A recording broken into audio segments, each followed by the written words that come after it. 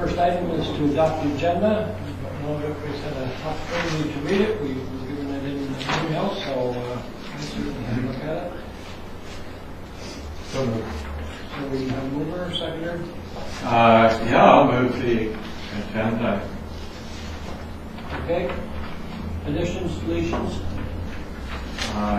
Yes, if I may, I was just hoping that I sent out, it doesn't actually this workshop, but I sent out a list of things I think everyone got that I was hoping to cover at some point.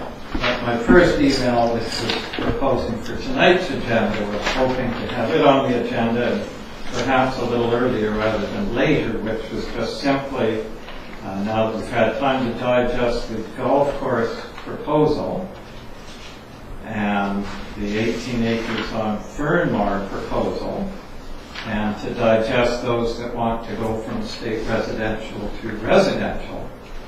The only reason I mentioned it a little closer to the start is just because it may affect the density requirement for the G property, and it may lend itself to more water solutions for the WIM. So if those are going to be topics anyway, I just thought this might. Yeah, we're actually going to be covering those. So just for everybody's information, the idea is that the first part of the agenda is sort of the adoption of minutes, but then they will provide an overview of the results from the feedback that we received from the open house. And then the next section is the workshop, where we'll be going through the various policy concepts that we presented at the open house. And as we get to the various boards, what we'll do is bring forward the correspondence related to that topic item. So, for example, land use discussion, related to land use. Right. And most of the correspondence that's been attached relate to land use. So the areas that you just mentioned. Yeah, perfect, because that item, page 10 will come before. It'll come. Okay, so the items are included on the agenda. We'll leave them as is, so we've got a mover and a seconder. So all those in favor of adopting the agenda? And those contrary-minded, adopt it. Mike, you want to continue anything? Sure, I'd like to just say a couple of things. Good. Mostly in regards to what's coming up here, but it ties in with my concern personally of the pro-density movement in Lansville. I fear it. Very concerned that it's going to pull away from the character of this community that is unique in this district. I'd like to see it preserved, and one of the reasons I'm doing this is and it's underlined with this business of connecting Ware Road to the Leland and Peterson Road area. Now, I've lived on Leland for 30 plus years, and I can't tell you the amount of times I've had to go up the street, hammer on doors, have a nice little chat with whoever it is, and mostly through the force of presence that I've been able to enforce that I wanted there. I'm getting too old for that. And when they start running the highway down my our road there, Leyland Road, I'm going to take it to the next level. I don't mean personal violence or anything like that, but I'm talking, I want to see that road littered with speed bumps from one end to the other. I'm going to be really for that. That road is littered with families, kids, my grandkids now. I think it's appalling that that's even suggested. Residential community turning into a highway, that's not happening. I can assure you. Okay? So I wanted to say that, and I think that's my concern, that with Lansville turning into a high-density area, it's not going to be the enclave that we see it now, have seen it now, or could go. Yeah, and just to underline that, Mike, I lived across from Mike on Leyland, and I had 2 incidents where both my sons, each one could have been killed if calls were that close. One on Peterson, one on Leyland. And it was just luck of the draw. It, went the other way. But those are dangerous hills. People fly down there. Yeah, most of the residents are good. see how to wing that. Usually Or- they don't live there. Or visitors, yeah. Or visitors, and that's what's going to happen when you open up to the highway. It's a residential neighborhood, it's not a parkway. Does that not make sense? Okay, thanks, Mike. Minutes from the June meeting. I'm sure everybody's had an opportunity to go over them. No. Just cross there, okay. Went over them with a fine tooth comb, I'm sure. So can I get a motion to adopt the minutes?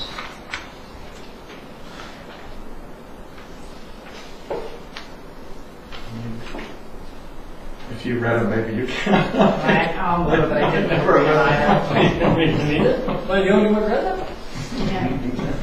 Maybe we can take a chance to read them. Sure, you want to rip through them.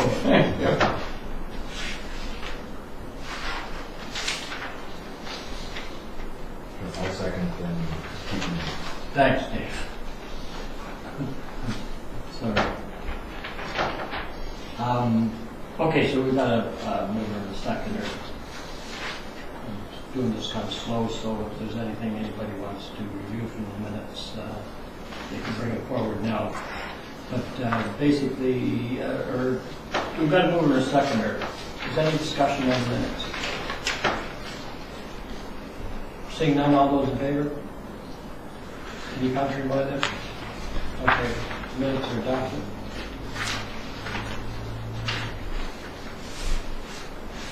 Now, we do have some business arising from the minutes, and the open house is the first item. You're going to get that one? I'll go through it. Thank you. I'll go through it in detail as we cover each board, because I think it's the idea as we go on later tonight is to focus on how the committee might wish to change the boards, what might be different than what was on the boards. And I think in that context, it's useful to look, when we look at each group of boards, we'll look at the specific comments at that time, because it makes it fresh. And I always hesitate to summarize public input, but my preference is to, and we will put this before council unedited, so that council has all of it. That's our wish. But by way of broad overview, I encourage you all to read it and to read every comment.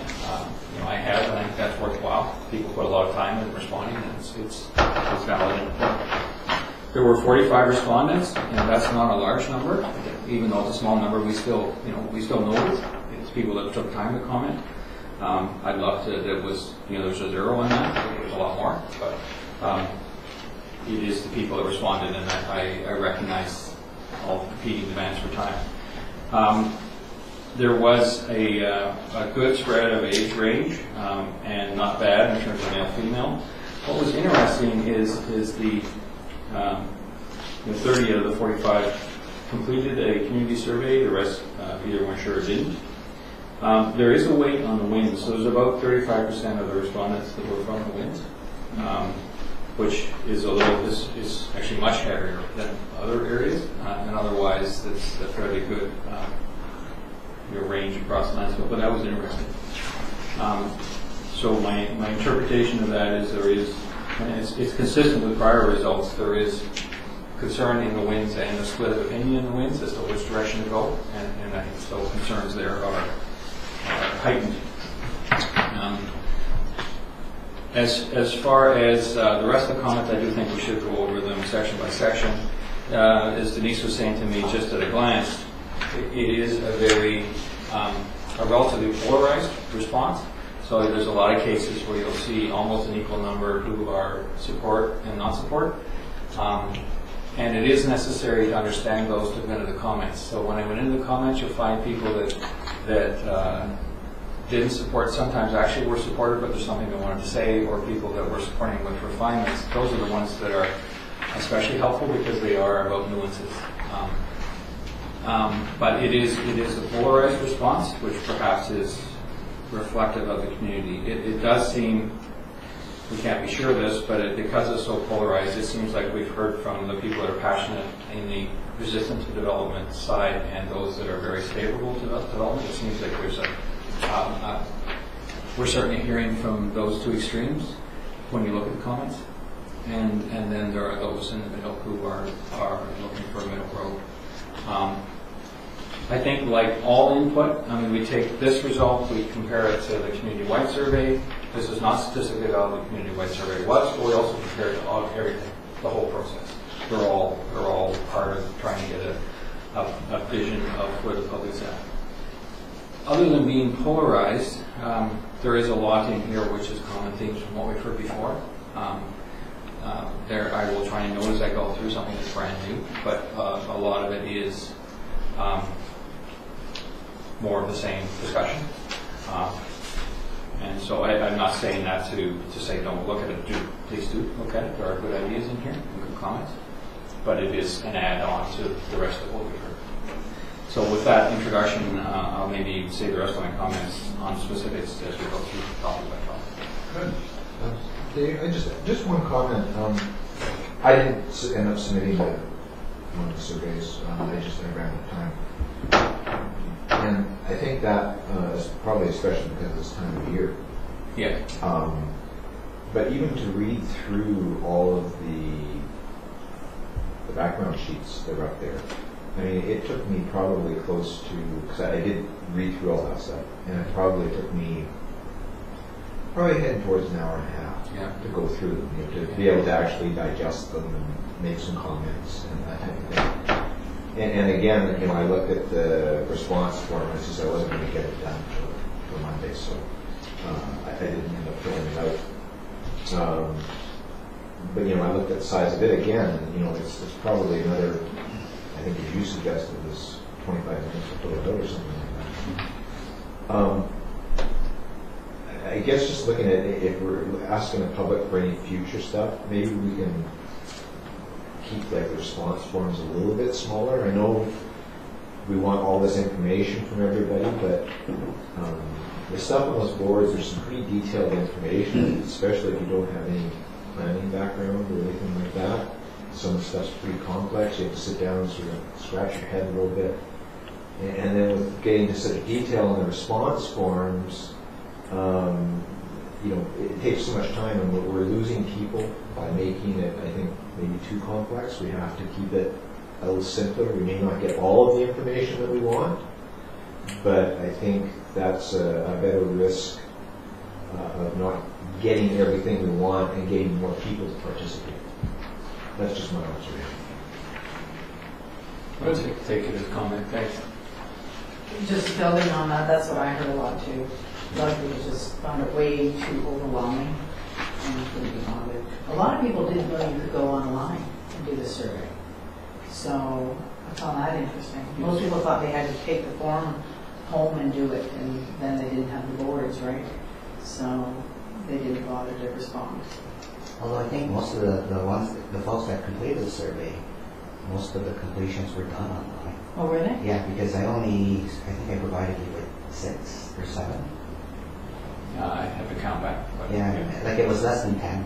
Yeah. So of the 45, the majority. Do you know the attendance at the open house? 110? Yes, we have the number. Yeah, I think it was less. It was more like 80, but we do the exact So number. like 50% responded for surveys from the who attended the open houses. Yeah. Pretty good in that sense if you look at that. Yeah, and certainly in response to the comments, I mean, yeah, damned if we do, damned if we don't, right? If we're, I agree, we'd like the survey to be shorter and simpler, but we're at the detail stage, and if we skip the details, Then you get crucified for that. oh, absolutely crucified for no detail. So I would like things to be shorter. Yeah. I think, you know, we're at the point going ahead where there likely will be a draft OCP, and then people would have a chance to look at the whole thing, and then perhaps we can let them more self-select how they want to respond. But yes, I agree, it is a very detailed display. We were trying to bring forward the discussions around this table. And I'm not criticizing No, display. I- There was a lot of information, but the only thing that sometimes when you, and having dealt with some of these processes before, when you get that much information out there, and I know people are trying to be complete when they present it all, but when you have lay people dealing with it, it just becomes overwhelming, and you lose them in that process. And I don't know what the answer is. Yeah. Just an observation. I don't know either. I mean, we've had cases where even with the information, there are misconceptions within some of the answers, and that's going to happen. That's the great danger with only a little information. Oh, yeah. I know. Most people don't. That's what I say. There's no one. But I assure you objective. Well, one solution, if we're doing this again, presenting perhaps the more final OCP, is to have a presentation with the crowd sitting, right, so they can be explained and go through each thing, because it is tough. And I ran into a former RDN planner, retired now, and she said she was going to read it at home and then make her comments. So you're right, David, was certainly high on content, that's for sure. And it took me a while too, going through it. So, yeah. Okay, well, I think we'll move into the workshop portion then, if that's good with Frank and Dave. And this is where we're going to cover a lot of stuff, so it's going to be pretty free-flowing, I suspect. So here's a suggestion for the group, and that was to do it in batches. So we have about 5 batches, and so this is the first batch here. So the idea is to look at the boards. I think you've all read them, so I'm not planning on presenting them unless you think I need to. But I will go through on these boards. This is the number 1 through 8, which corresponds to the survey. I'll go through the synopsis of the comments on the survey. I'll ask Frank to go through relevant letters that were received on these issues, just hit the highlights. And then open it to the group to focus on the issues and what we might want to change, what the group wishes to change. On this batch, and then the thought is that we try and come to a conclusion on a batch and say, okay, do we agree on where we want to head? There might be a need for a show of hands to be clear where everybody's at, because it's important to understand each other. There might be minority opinion, and that's absolutely okay. And then the thought is to then, having done that batch, go to the next. And so the general organization is this is on land use, comprehensive planning areas, and managing growth, the pacing of growth. The second batch would be on density bonus and averaging and clustering. The third on the village. The fourth on upper landscape and development permits. The fifth on water servicing. This general organization. And I'm open to what the committee wants to do, but that was the suggestion, to try and have an orderly way to get through it all, because it is a lot. So we're all in agreement to proceed with that? Sounds great. Concept of a batch at a time? That sounds like something I'd be able to handle. The reason there's stickies in front of you is for, you may want to make notes or specific comments. We are down to almost detailed wording on some things. And so if you have a change you suggest, then it may be useful to write it down and stick it on the board. And that way we can consider them as a group, and either as a group take them off or add to them or clarify them. Right? And that way also I have a record, right, of what the group wants to change. The danger here is getting confused on what we're agreeing to. Right?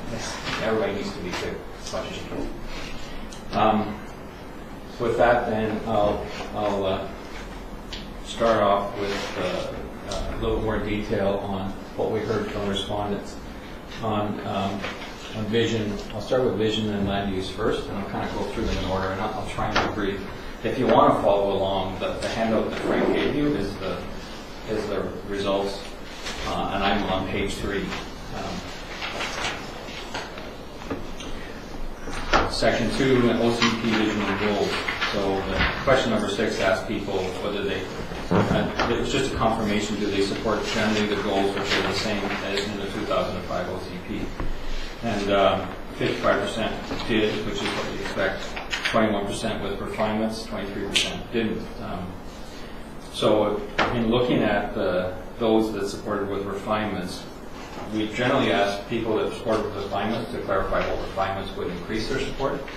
For people that didn't support, we've asked them to explain, they're free to make comments as to why.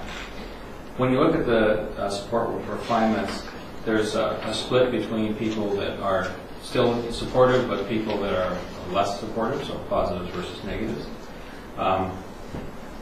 Some of the things in terms of pluses where again, they're clarifications. A balanced community feel with affordable housing, more options for entry-level homes. Someone saying they'd like their estate residential be changed to residential. Number 10 saying land use changes have been limited by water, and if owners want changes to meet standards, the proposal should not be restricted. So those are on the favorable to development side, but then there are ones that are not a favorable development.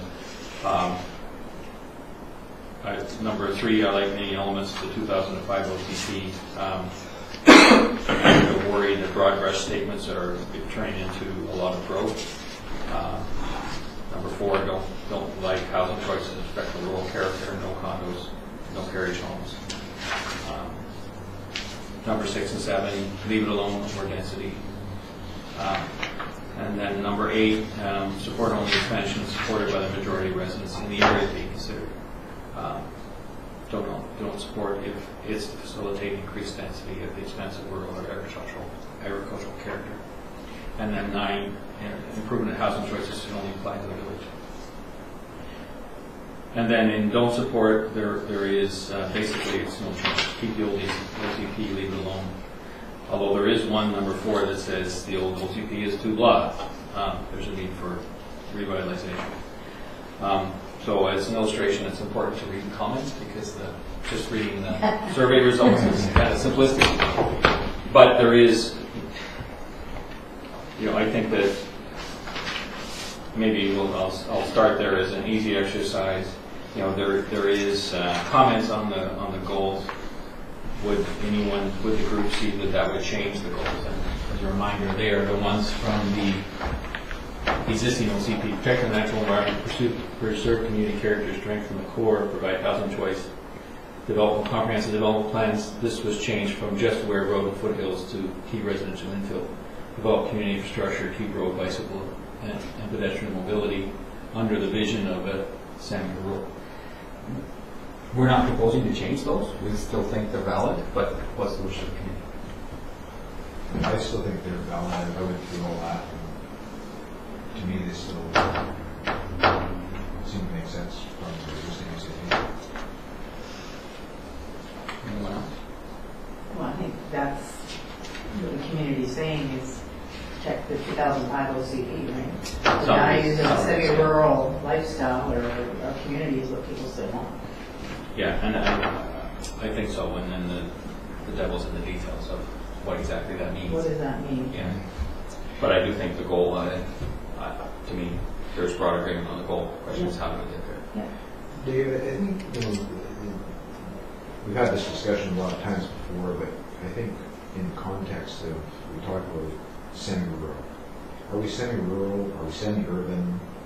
Like, what is Lanceville? It comes down to almost like when we talk about seniors facilities, and we've had this discussion before about, well, actually there's a lot of different types of seniors facilities that you can have. There's like an extended care facility where you get very little people, very few people going outside the facility. They're basically room bound or facility bound, versus active seniors that are maybe people that start calling seniors 55 now. And maybe with things like this, the word semi-rural, maybe we have to put some definition around it at some point because it gets used a lot or misused a lot, as the case may be, and it means something different to everybody. I think that's the biggest challenge: is what does it mean? And, Not more than I and I think that's probably true, Denise, but I think it has a real broad brush difference of meaning to a lot of different people. It's similar to the seniors housing. Yes. I and so I think using that word, we have to be very cautious, or we have to put a definition to it so that everybody is talking the same language. And these are the highest level. There are, of course, there's verbiage in the existing OCP that tries to define them more clearly. And again, as we proceed, we'll look at that verbiage, but I'm not seeing wholesale change to that either. It does try to do that, define what that means. A lot of green space and relatively neighbors that you know your neighbors and so on. There's social and environmental and character objectives. Sorry. I think it reflects how people see the community now. I think they're describing what they have now. They feel they're a semi-rural community, that this is what they see themselves as. If you change lot sizes to 3,000 or 5,000 square feet, well, that's not what we have now. So that would not fit their definition of semi-rural. And that's come through, there is a lot of concern about small lot. Oh, absolutely. But that, to me, you ask people what is semi-rural, they'll say land swamp. This emphasizes, or whatever the word is, what semi-rural is. Yeah, but I mean, Dave and I have had some back and forth on this, on what we mean by semi-rural character. What is that? Because if you look at, there's a map that we showed on the board there that talked about, that looks at the parcel sizes, Yeah. existing parcel sizes, right? I know, and they vary by, They vary in size, and some of them But they're not 5,000 aren't. But they're not 5,000, they're all Right, a but quarter they're of not. the lowest. Yeah, but the point that I'm making is that, those smaller lots are suburban type lots. Granted, larger suburban type lots, but they're not acreages by any means. I mean, there's orange, green. the greens are less than a quarter acre. So, like the Landcrest area, I believe they're about 8,000 square feet. Yeah. And the ones that, a lot of the ones in the Leland Peterson Road area are quarter acre. Yeah, 10,000 square feet. And then the ones up in Winchelsea are a little bit larger, 15,000 square feet.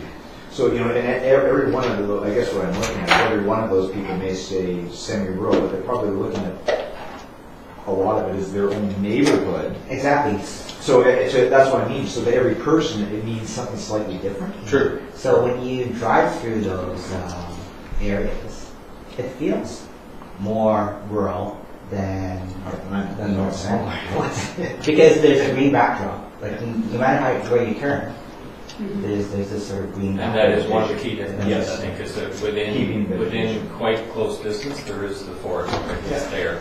Which you wouldn't get on the small lots. Depending upon, What the question- no, not on the forest. The question is how close is the forest to those small lots. But I agree, I've heard loud and clear that there's a lot of concern about very small lots. Ironically, to me, what I've heard is there's less concern about multifamily as there is about small lots. In other words, once you get below a certain lot size, people start to get nervous. And when you say townhome or patio home, they're going, yeah, a little. But when you say small lot, a lot of people are very nervous in that. Only because, believe it or not, a major conversation in Nanaimo now is the parking wars. Because Oh, of yeah, the small okay. lots, like, Oh, yeah, how many right. people I've heard from lately about Oh, yeah. parking wars in North Nanaimo now.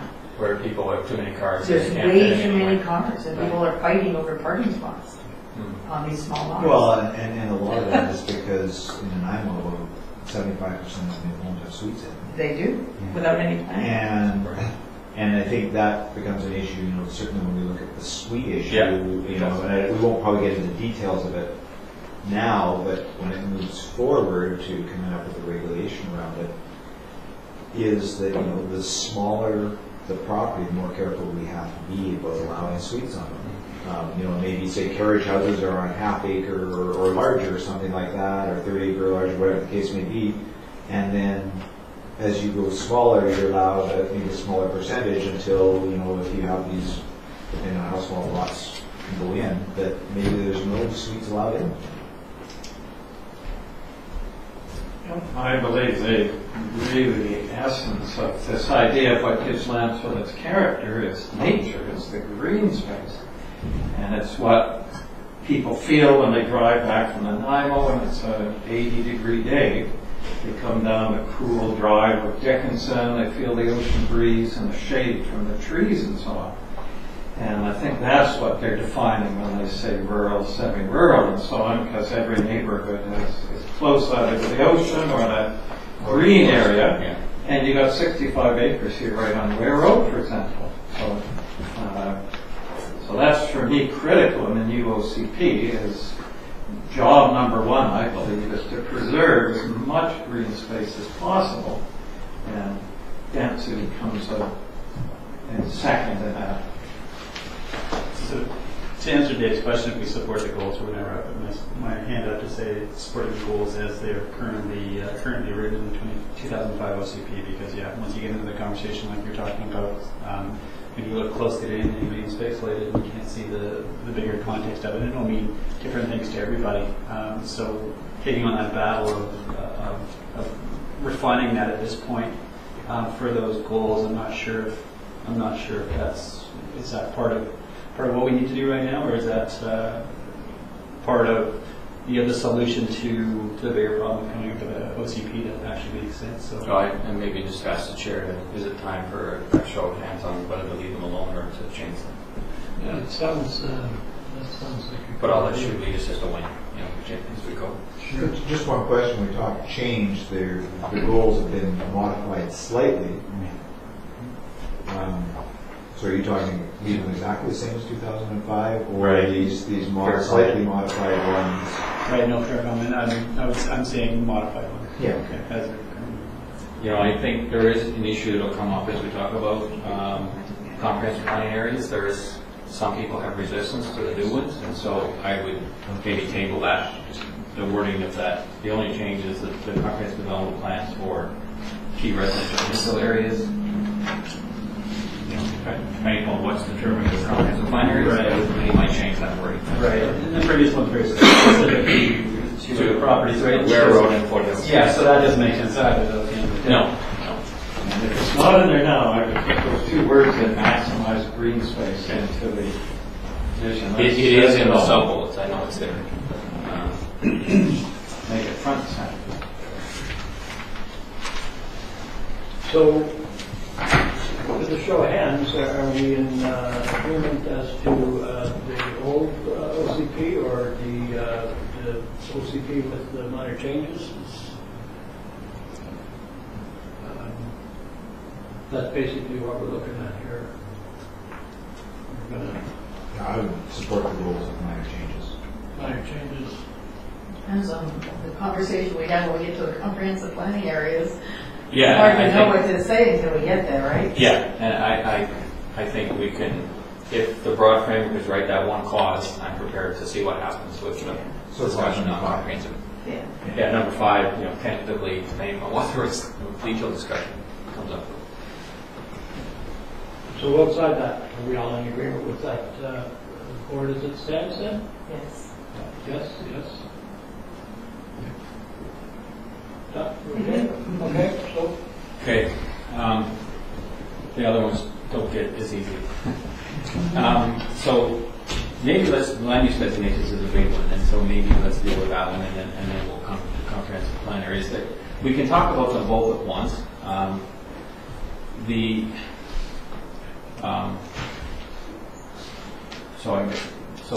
We can talk about these two. I think managing growth and timing is one on its own. If we fall into that one as well, that's okay. So we may talk about all three, but I do want to focus on land use designations. And this one, there's a lot of background because there's several letters with requests, but I'll try and cover quickly what we heard from the last response one. Which page are you on? I'm on page 4 and 5. So to remind you, the land use designations map in the end that was at the workshop is very similar to the existing one. The one change was in expanding the comprehensive development area in the OCP, the village area to extend out to Lanceville Road and Peterson Road and Lynn Drive was as well as a little bit of the properties that front the commercial core. So there's a larger area here than was before. In the end, that was the only change to the map. We had long discussions at this table about what to do with areas at the top of Harewood and some discussions about the golf course. There are letters to do with over here in Superior Road and elsewhere. So there are requests from various places to make additional changes to those maps, and we should discuss those tonight. As far as what was presented, the support was 55%, the don't support was 30%, the refinements was in the middle, 13%, and it was both support with refinements and don't support was split. So in the specific notes, Sorry, I'm what page? sorry, I'm on 4 and 5 of the survey. Where's the 13? So bottom of page 4 is 55%, top of page 5 Oh, is there we go. 13, 14%. Okay. Yeah, there you I mean, not a lot of people, just 5 people and 11 people, but, so the support with refinements, one person was supportive, but they wanted just a small expansion of the village boundaries. Another person said yes, as long as staff are not fooling around with it. There is an undercurrent in here of lack of trust with staff and consultants and me, so that's appearing. Mostly to do with whether consultation will be heard. And so my interpretation of that is if you're in the minority or in the minority of both extremes, and these are some of the people we're hearing with, they're completely pro-development or quite anti-development, you may feel like you're not being heard. You are being heard, but you may not be in the majority. And so there's that feeling of trust that shows up. Is that coming from the same person or individual? There's more than one. Yeah. It's not the majority, but it occurs here and again. There is include the lands on the west side of Harwood, South Walls, so that issue.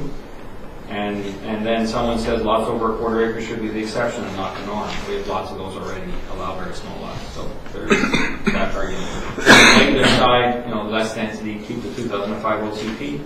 Don't support density bonus provisions. Don't support expansion of those residential. So that's split.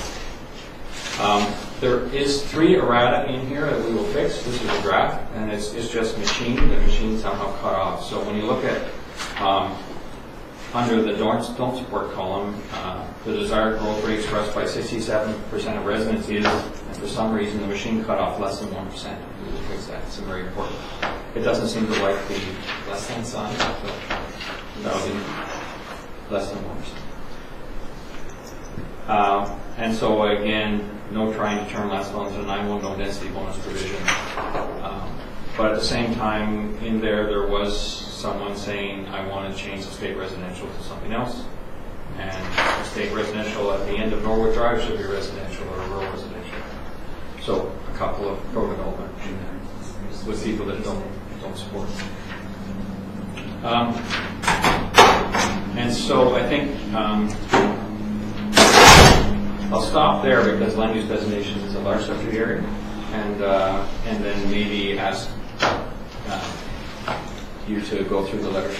Great. So I've attached the correspondence and basically the request from folks that are asking for us to take a look at their land use designation. Pretty much all these letters you've seen already, with the exception of 6A, residential projects. So I just want to park 6A for a sec and deal with the other ones because they're a bit more straightforward and you've seen them already. So there's one group of residents in the Harwood, Altfield area, and we've discussed them in previous meetings. Given the availability of services in the area, given the surrounding land use designations, their thought is that perhaps their property should be given a similar designation to the surrounding areas. So, for example, you've got the foothills, which is basically a single-family residential, service with water and sewer. Across the road on Harwood, similar land use designation, residential with an RS1 zoning. In the Winchelsea subdivision to the north there, designated residential RS1 zoning. These folks currently, it's sort of a rural area in that they're large acreage parcels. However, the infrastructure runs right in front of the parcel. When I say infrastructure, water, sewer, will be sitting right there at their doorsteps. And so, having discussions with a number of them, aside from the letters, they'd like the ability to subdivide their parcels for their kids and grandkids and so forth. They also recognize, most of them, that development will take place over time, so no one's anxious to go in there and carve it out into small lots tomorrow. But they'd certainly like the ability to have some provision in the OCP to allow them to subdivide further if they were to do so. So that's the Harwood area.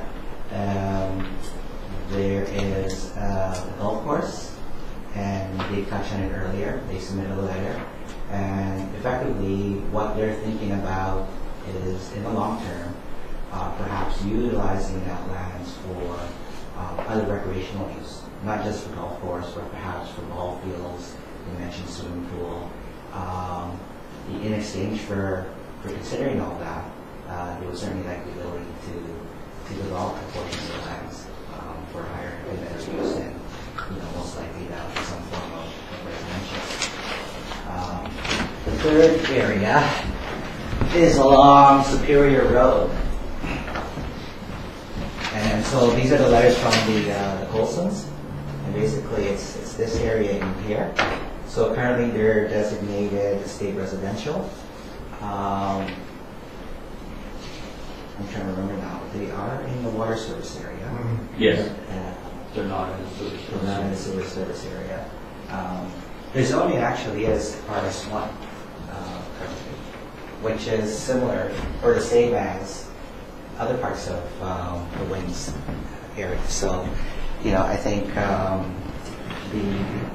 property owners are looking at that and saying, well, given the fact that they've got RS1 zoning, the fact that there's discussion about the potential to rezone and develop the lands across the road from them, i.e. the G property, and discussion about G property perhaps bringing services to that area, perhaps we could look at the question is whether or not it makes sense to retain the existing state residential designation, or perhaps it should be a residential designation. The fourth area is 5-acre piece, basically it's Ian's property. It's adjacent to the Harwood Golf Road area, in between the golf course and Harwood. And I think the logic there is if we're going to consider changes to land use destination in the Harwood Golf Road area and the golf course, we should really take a look at the parcels in between and whether or not the existing land use destination makes sense in the longer term scheme of things. The last land use change request is out by the Rada property. And so as you know, there's existing application for the Rada piece to rezone it for seniors development of some sort. But the neighbors immediately adjacent to it, it's a single owner, but he owns 2 parcels. And those parcels were included in what we identified as the care precinct area in our former information packages. And they would like, right now the property is zoned public use for some reason. It's going to be a church. It's a church or a school. And so their thought is, perhaps the municipality could look at providing opportunities for a wider variety of uses, in particular residential type uses, whether it be townhouses or condos, but the letter suggests some sort of multifamily. But at this point, I think they're open to something that's more flexible than the current zoning. The last letter that's in the package is the owners of the manufactured home parks, so Maple Glen. Now, the fact of the matter is that their designation actually is residential, and it is, so they have the ability to come forward at any given time to change the land use if they wish to do so at some future date. So I'm not sure that the owners understand that, even though I've had discussions with them. So I'm not sure that we really need to spend too much time considering the land use change on those parcels. But certainly the other submissions, I think it's worth having a discussion about given the request that we received. The letter from National Projects as it relates to the village core, I'm thinking that it's probably better for us to wait until we get to We could talk about it in context of the village. the village and certainly in the CD planning area, rather than focusing on it right now. I think for this board, let's just focus on those areas that I just identified: Harwood, Golf Course, Superior Road. And then we probably come back to the CD areas in Upper Lansville, which, Yeah. Okay, I'll go then. Most of those areas, not all of them, but most of them are in the water service area. Yes. None of them are in the sewer service area. I believe that's correct, I'm going to double check. Yeah. Well, sorry, some of them are. Some of the ones that are, In the sewer service area? sorry, Like tomorrow. No. only the ones up by the island, right? But otherwise not. Yeah, okay. Yeah. So, anyway, I don't think we've had any discussion with the community about expanding the service areas.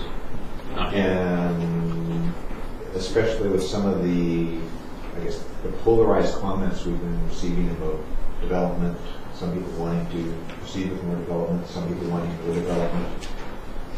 I don't think we should be expanding those at this time, because we haven't fully tested even the 2005 official community plan yet.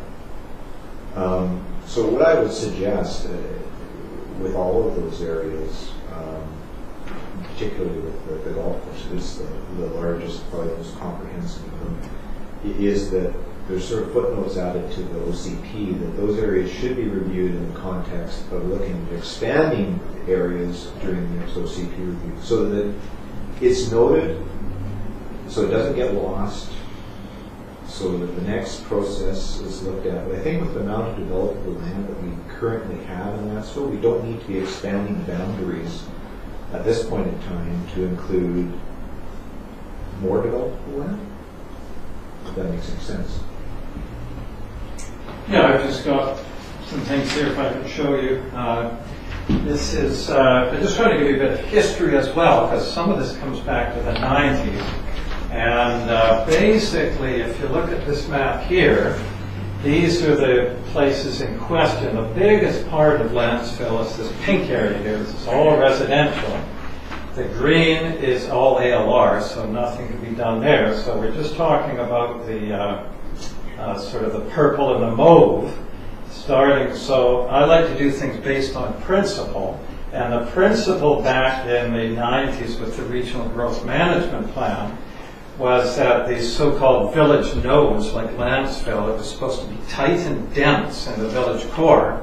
And then emanating from the core, it would get more and more rural. Well, that was scrapped early 2000s. And the current plan just draws an urban containment boundary around most of Lansville, except for the ALR lands and so on. And so it doesn't prescribe that same idea of, oh, some are rural, some are not, and so on. So based on principle, I thought one principle to operate on is simply the ease of servicing, the practicality of servicing, and the time of servicing. If something is way, way down the road, then, is it really prudent to rezone the land designation now? But if it's easy, then, I see it. And everything that applies to these properties, I don't see why it wouldn't apply to these other ones, except, as I say, for the ease of zoning. So Phantom, Denise has said there are some water problems down there. So I can see at some point, but they're in the late phase for sewer at Phantom here. So realistically, for them looking at them, it's quite a ways down the road, and the servicing ups and downs are very difficult there. It's quite hilly and so on.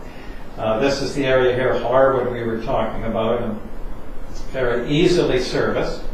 And my property's in there. I'm not saying a word about mine. If there's any decisions on mine, I'm leaving the room. So it's totally excluding my property. But with this here, to me, it's like rural zoning, but losing the rural lifestyle. And I don't think that's fair. They're right across the road from the foothills, who they got completely different zoning rights out of the blue in the last OCP. They were zoned resource, and then they went to residential, whereas these people here weren't considered in the last OCP, and so on. And there are age considerations. So, I mean, some of these people, they can be, I know Graham Savage is in his 70s now, so I don't think it's fair to have him wait. He won't be around. So I just see it as ease, and I'm just interested in what are the principles, because if you're redesignating land designations, you've got to have a principle behind it so you can answer other people, why them and not me, and so on. And then getting up to this area, this explains it better. This is the hardwood area right here. The yellow are the big proposed developments. So if you're in hardwood here, there's the South Fernmar, that's 18 acres. They are zoned residential, so they'll be going ahead. They've indicated the golf course owner in orange, he owns this piece here, and he does want to go ahead with development. He was one of the ones sending a letter. So after the hardwood people, that's my lot there, just out of interest. And the golf course wants rezoning. Well, the key to me with it took me some time to digest, we just got this at the last meeting, is he can provide an opportunity for two things with his rezoning. One is to bring the water and sewer pipes right down kitty corner to the G property, if he's allowed development there. Or if he wants lots of development, there's an opportunity, it's up to him obviously, to get the remainder of his golf course as park in exchange. So it could be a great opportunity. The third thing is this corridor here, the Narston Creek corridor, leads directly and right from Superior Harvey Road there, you could have a proper parking lot, and the trails go right up to the woodlots, all the trails in the woodlots, and then beyond to the foothills, where it really answers that question of where is the start of the foothills woodlot and so on. It could be right here, and the corridor is being preserved with green all the way up Narston there. So, but at any rate, in terms of bandwidth, which is a big thing in our new OCP, is bringing water up to the winds. If you bring water sewer this far, then these properties here, if they were rezoned, just the ones highlighted in the pink here, if they were rezoned along Superior Road, it could defray the cost even further, bringing it up to Superior Road. And how it can tie in with the G property is it can save them money from not having to bring the water sewer from a greater distance. The golf course will bring it right to their doorstep, so that will influence density considerations and so on for the G property. So those are my principles: the ease of servicing and the proximity of servicing, and so whatever other principles you can think of, but I think it's important. And then it goes further here with, this is also a state residential, but it's somewhat off the main service trunk line, which would be going along Superior Road. And then you get out to West Landsville, which is, again, servicing issues with steep hills and so on, and it's much, much further down the road, I believe. So that's basically it for state residential, and if we're discussing my property, please give me a heads up, and I'll leave. So, Denise? Yeah, I agree with a lot of the comments Dave actually said, and support the ideas that he presented. A couple of comments and observations is I find it odd that Don Sinclair's letter is not in our agenda, and I find it odd because it's not listed. His letter? Which one is that? The one with the rest of the golf course. I don't see it on here. Do you? Interesting minutes, but I mean, you guys, It should be there. definitely. Okay, yeah. and I I really, did circulate previously. yeah, I know, but this is the minutes for the public. And I also think the map that we were given at the last minute should be in here too, so people have something where, because right now we're talking about stuff that really nobody has heard of or seen. Most residents have not seen these letters. It has not been part of any public meeting, any workshop meeting, anything. So really, until now, they have not had the opportunity to respond to any surveys or comments knowing what these extra requests are. So it should at least be in these minutes. It should be on this agenda so people get the bigger picture. One thing that's come out to me by a lot of residents is it seems that those people who attended kitchen meetings were told to submit the letter so they could get the upzoning. Well, hang on here. That's not fair to everybody in the community. They all should have been also told that if you want the upzoning, submit a letter. So I think we need to now make this public if that's the route we're going to go, which isn't what I favor, but this, I follow the principle of fairness. And to me, we've got to be fair to everybody in this community if that's what we're going to do, because we're talking about $1 million bump ups in value of property here. Everybody should get $1 million if that's where we're going. So that's another concern. So if we're going to start saying picked on who based on who sent the letter, let's send out a letter to everyone in the community saying, tell us what you want. But I don't believe in that. I still follow the principles that I think that Dave brought. I do believe that my principle is the OCP vision and goals, which is maintaining a semi-rural lifestyle and the look of the property. So I have some real concerns because if we're going to take the approach that you're right beside a big development, so you're already easily accessible to amenities, well, let me tell you, just about every property on that is supposed to be there. So we might as well just let everybody develop and be done with it, because everyone on Superior Road, as soon as a G goes in, should get that same opportunity. Everybody along every major rural road in Upper Lansville is going to be neighboring a large development. So if we're going to say it's good for one, hey, let's say it's good for everybody. The next one, or the next one. Absolutely. We'll get that done too. And you know what, if we're going to say they've waited a long time because of their age, I can tell you lots of people in this community who told me they've waited a long time too. So hey, if we're cutting a check, let's do it for everybody. But I don't like that. I still support, let's stay with the principles. These areas don't have sewer servicing. Let's wait and see what happens. It's taking the incremental approach, see what happens with a little bit of development, see how that impacts the community, and move forward from there. But if we're going to take the extreme, then we better offer it to everybody. Thanks. Just a point of clarification. So what we're talking about here are possible change in land use designation. Mm-hmm. And so it comes back to the vision of the OCP. It doesn't automatically grant people an automatic upzoning. Zoning is a separate exercise. The zoning on the property today will remain even if we change the land use designation. The property owners will have to come forward to rezone their properties at some future date and justify, that change in zoning. So I just want to make it clear, because we throw the terminology zoning, and really we're not talking about zoning here. We're talking about a change in land use designation. Just to follow up, being sitting at the political table, all I ever hear is if it's in the OCP, then it must be what people want. So as soon as you put it in the OCP, it's what people want. And there's more of an inclination and a voting by council to support that change in rezoning. So once you put it in everybody's mind, it's done. And I understand that. I think, for us to move forward with the discussion, if I could suggest to the chair that perhaps what we could do is take a look at the individual areas and work our way through. Given certain context. Friendly to all of the discussion.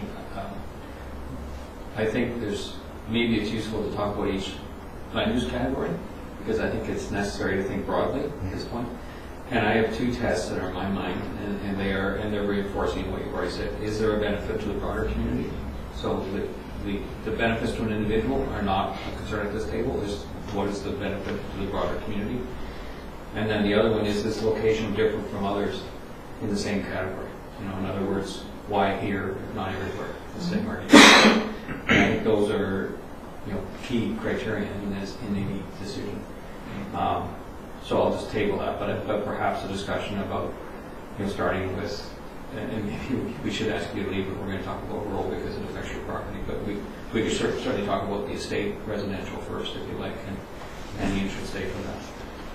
One input to that discussion is that although we didn't change the map, what we did, look, and it's getting ahead of ourselves, is in density bonus, we did say to consider, and I'd like to take direction from this group, we said, although we don't think we should change the category of estate residential, a middle road is to consider a density bonus, is to say, okay, we would give estate residential similar density bonus to others, but the difference is the base density for estate residential is 2.5 units per hectare. If we change to residential, the base density is 5, so double. And then if you start applying density bonuses, which are percentage, right, then it's a big difference in the ultimate number of units. What considering a density bonus, and would largely be for park space and innovation in the estate areas, would do is let people do some subdivision, let them innovate, but keep a lid on massive numbers of units. To do that, though, they would need water and sewer, right? So what it means is effectively it would only work for those that are on water and sewer. So when you look at the state across landfill, that's a couple of places. But, what it means is that if these areas out in here don't have sewer, then they don't have any hope. It does mean that those properties and these properties, if they were added to the sewer grid, which they're not. But they could bring it across the road, we've already set that. Yes, and so it's on the table. That's a question. But none of our existing policies or regulations prohibit any of those properties from connecting to sewer. That's right. What it prohibits is them being allowed development rights that significantly increases the amount of development. Exactly. At the moment, their estate is, I'll get it wrong, but I think many of those properties, can't subdivide at all under the current designation. They're at the smallest size. And certainly they can't go to. Like, if you talk about the ones on Superior specifically, and Ian and I had this conversation, is you also have to look at the shape of the properties. In my mind, anyways, good land use planning. And a lot of those are longer and narrower parcels. Yes. And it becomes, how can you practically subdivide those without getting just a ton of really, really goofy lot shapes that are going to potentially create a whole bunch of different conflicts between, not necessarily saying they will, but there's a lot stronger possibility that there will be conflicts with neighbors and stuff like that, just because of all these weird shapes of properties and people's backyards and people's front yards and everything like that. I mean, the ones that make the most sense are actually the ones right along Fernmar, because there's 2 long strips along there that are just set that you can cut out. And also, the larger parcel along Fernmar is probably more. That one has residential. It's already there. But is it the sewer service area? Yes. Oh, it is, okay. And water. But I think, when we talk about expanding the sewer service area, I think we're starting to make some big, significant changes to It's the a big plan. deal. Yeah. And I think we need to have gone through a more full discussion with the public a lot earlier in the process to have had their feedback on whether people would see us expanding those areas or not. But then having not said that, that's why I say I'm not 100% opposed to them. I say it's something that should be reconsidered during the next OCP. And I would reinforce your comment that there is a lot of developable land. So I agree that there isn't a shortage of developable land in Lansville. No, it'd be different if there was a shortage of it. Yeah. We've got a lot of There's not right properties. Yeah. Yeah, just to answer that, if I may, I totally agree with Denise on principles. And I just wanted to say that you have to apply that, though, to the residential areas. I mean, it was very arbitrarily done. What was the reason originally for putting these estate residential or rural, whatever? But, Dave, there's also odd-shaped properties in residential, like Long Dickinson Road, identical ones. So the way I look at it, you have to apply those same principles to residential zone property.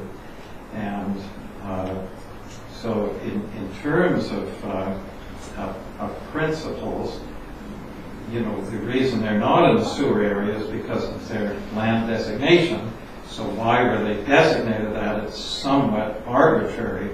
And then also in light of the fact there's others like Ryland and Foothills that they got,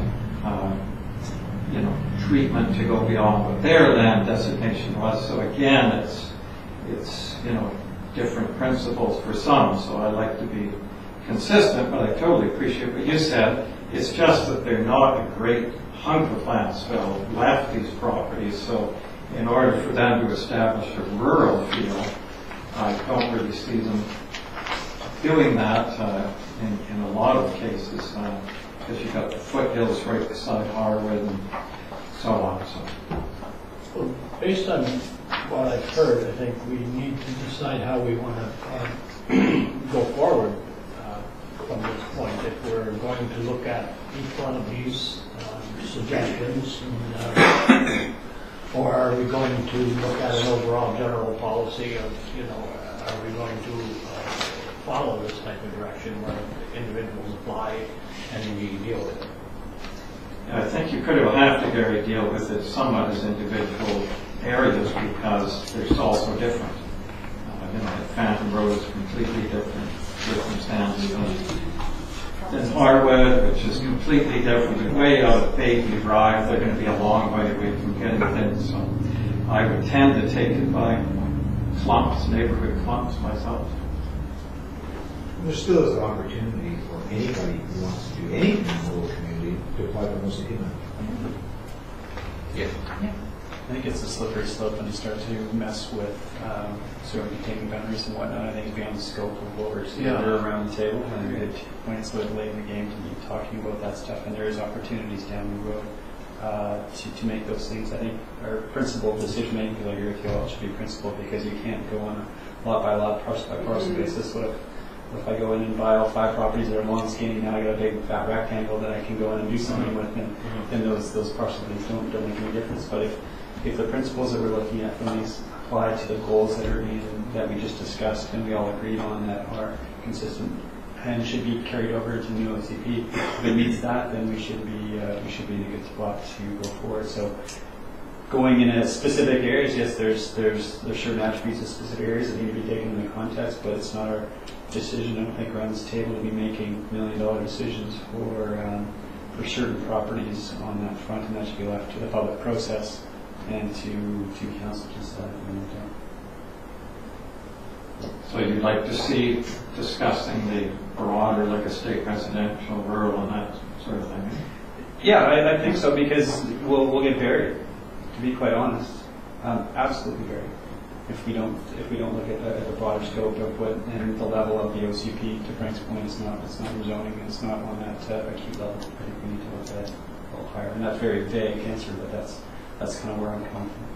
So just so I'm clear, so you're saying like in the case of the estate residential, because they're outside of the sewer service area, would you just leave those? Is that what you're... Well, are we experts to be altering the sewer service area? Right. And that's the question I asked myself. Am I comfortable making that decision and or designations to support that? And I don't think I am, to be quite honest. Well, it should. Like, I agree with you. If we were going to do that, we certainly should have told the residents we were going to do that. Because then, as the letters I'm getting, if you're going to change that for one area, how about changing the water service area for me? And they're absolutely right. If the water's going across the road, if it's across the road, and they should connect, but they're just outside that boundary, if we change it for one group of people, then we need to change it for everybody. And I agree. Not to say there's no changes coming, because Dave's got some very good points and principles that we should be guided by in making our decisions for some of these areas. But if we start to get into detailed analysis on a case-by-case, letter-by-letter basis, I think we're in trouble, to be quite honest. I don't think that's the intent of the people sitting around the table. We have to look at bigger picture. We put recommendations forward to council, but those recommendations are at a high OCP level, not at an acute, we got a letter from X, Y, Z property. Right. Let's define their future for them. Yeah. And the sewer phasing areas were put in the last OCP. They were part of, I think, OCP, defining and the phases and so on. Ditto the water service area, so it certainly can be a function of the OCP to create sewer service areas. And it's kind of a requirement. It has to have broad policies on infrastructure. Yeah. So it's quite normal that water and sewer, just the service areas would be in the OCP. And they are existing. And that's something I don't know, but I'm suspecting that that was the case, that it was dependent on the land designation where the sewer area went. Otherwise, I would think it would have extended to both sides of part of it. But because of its zoning land designation, rather state residential, it probably was not included in the.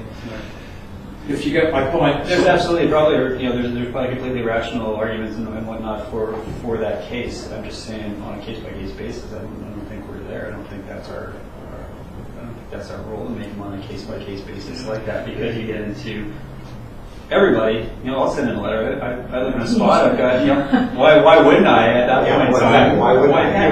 What do I Nothing to lose. Yeah, exactly. So I just think we're sort of sitting on the precipice right now of going one way or going the other way. I just think we have to be careful. Those are my So you see it, the bigger picture then, where you would just say, well, is there a point for the state residential, and maybe we should take the whole thing and redesign it? If you have a rational argument, if you're a property owner, you have a rational argument, and you can come with a process with support through a community process that's going to happen because that input has to happen for an OCP change and for rezoning down the road, then council is going to look at that and be motivated by those good arguments and community support for it. And so if it makes sense for a community that's around there, in general terms, via the work that's being done and should be done for massive changes like that from a property entitlement point of view, then that's the process that's in place, and that's what should be done. It shouldn't be done at this table where there isn't that exposure to it. So let me ask you the bigger question then, in terms of how land is designated. Do you see a functioning of their servicing, which it's not now, or do you see it remaining as it is, not a function of its land designation, but because of its lack of servicing? So, for example, if you took West Landsville, if you just made it all residential, it would stay as it is because it's such a long time waiting for servicing. Right. Whereas there's some residential properties way out, near on the highway right across from Woodgrove, where it's going to be a long time before they do anything due to servicing. You see my point? I see your point. Both ways, it's not consistent. So. I would suggest there's probably 10 or 12 or 20 different categories that you're going to have to cross off to be, have success in that sense. And there's going to be some properties that are going to line up for that because of, the infrastructure requirements, the designation requirements, the financial requirements to get anything done, and all those types of things that have to fall into line to get there. I'm saying we don't have enough information here based on all those things to maybe get into that acute level, and if they are a viable project, then they will be a viable project now, maybe, that's great, but that means they'll probably also be a viable project in 6 months.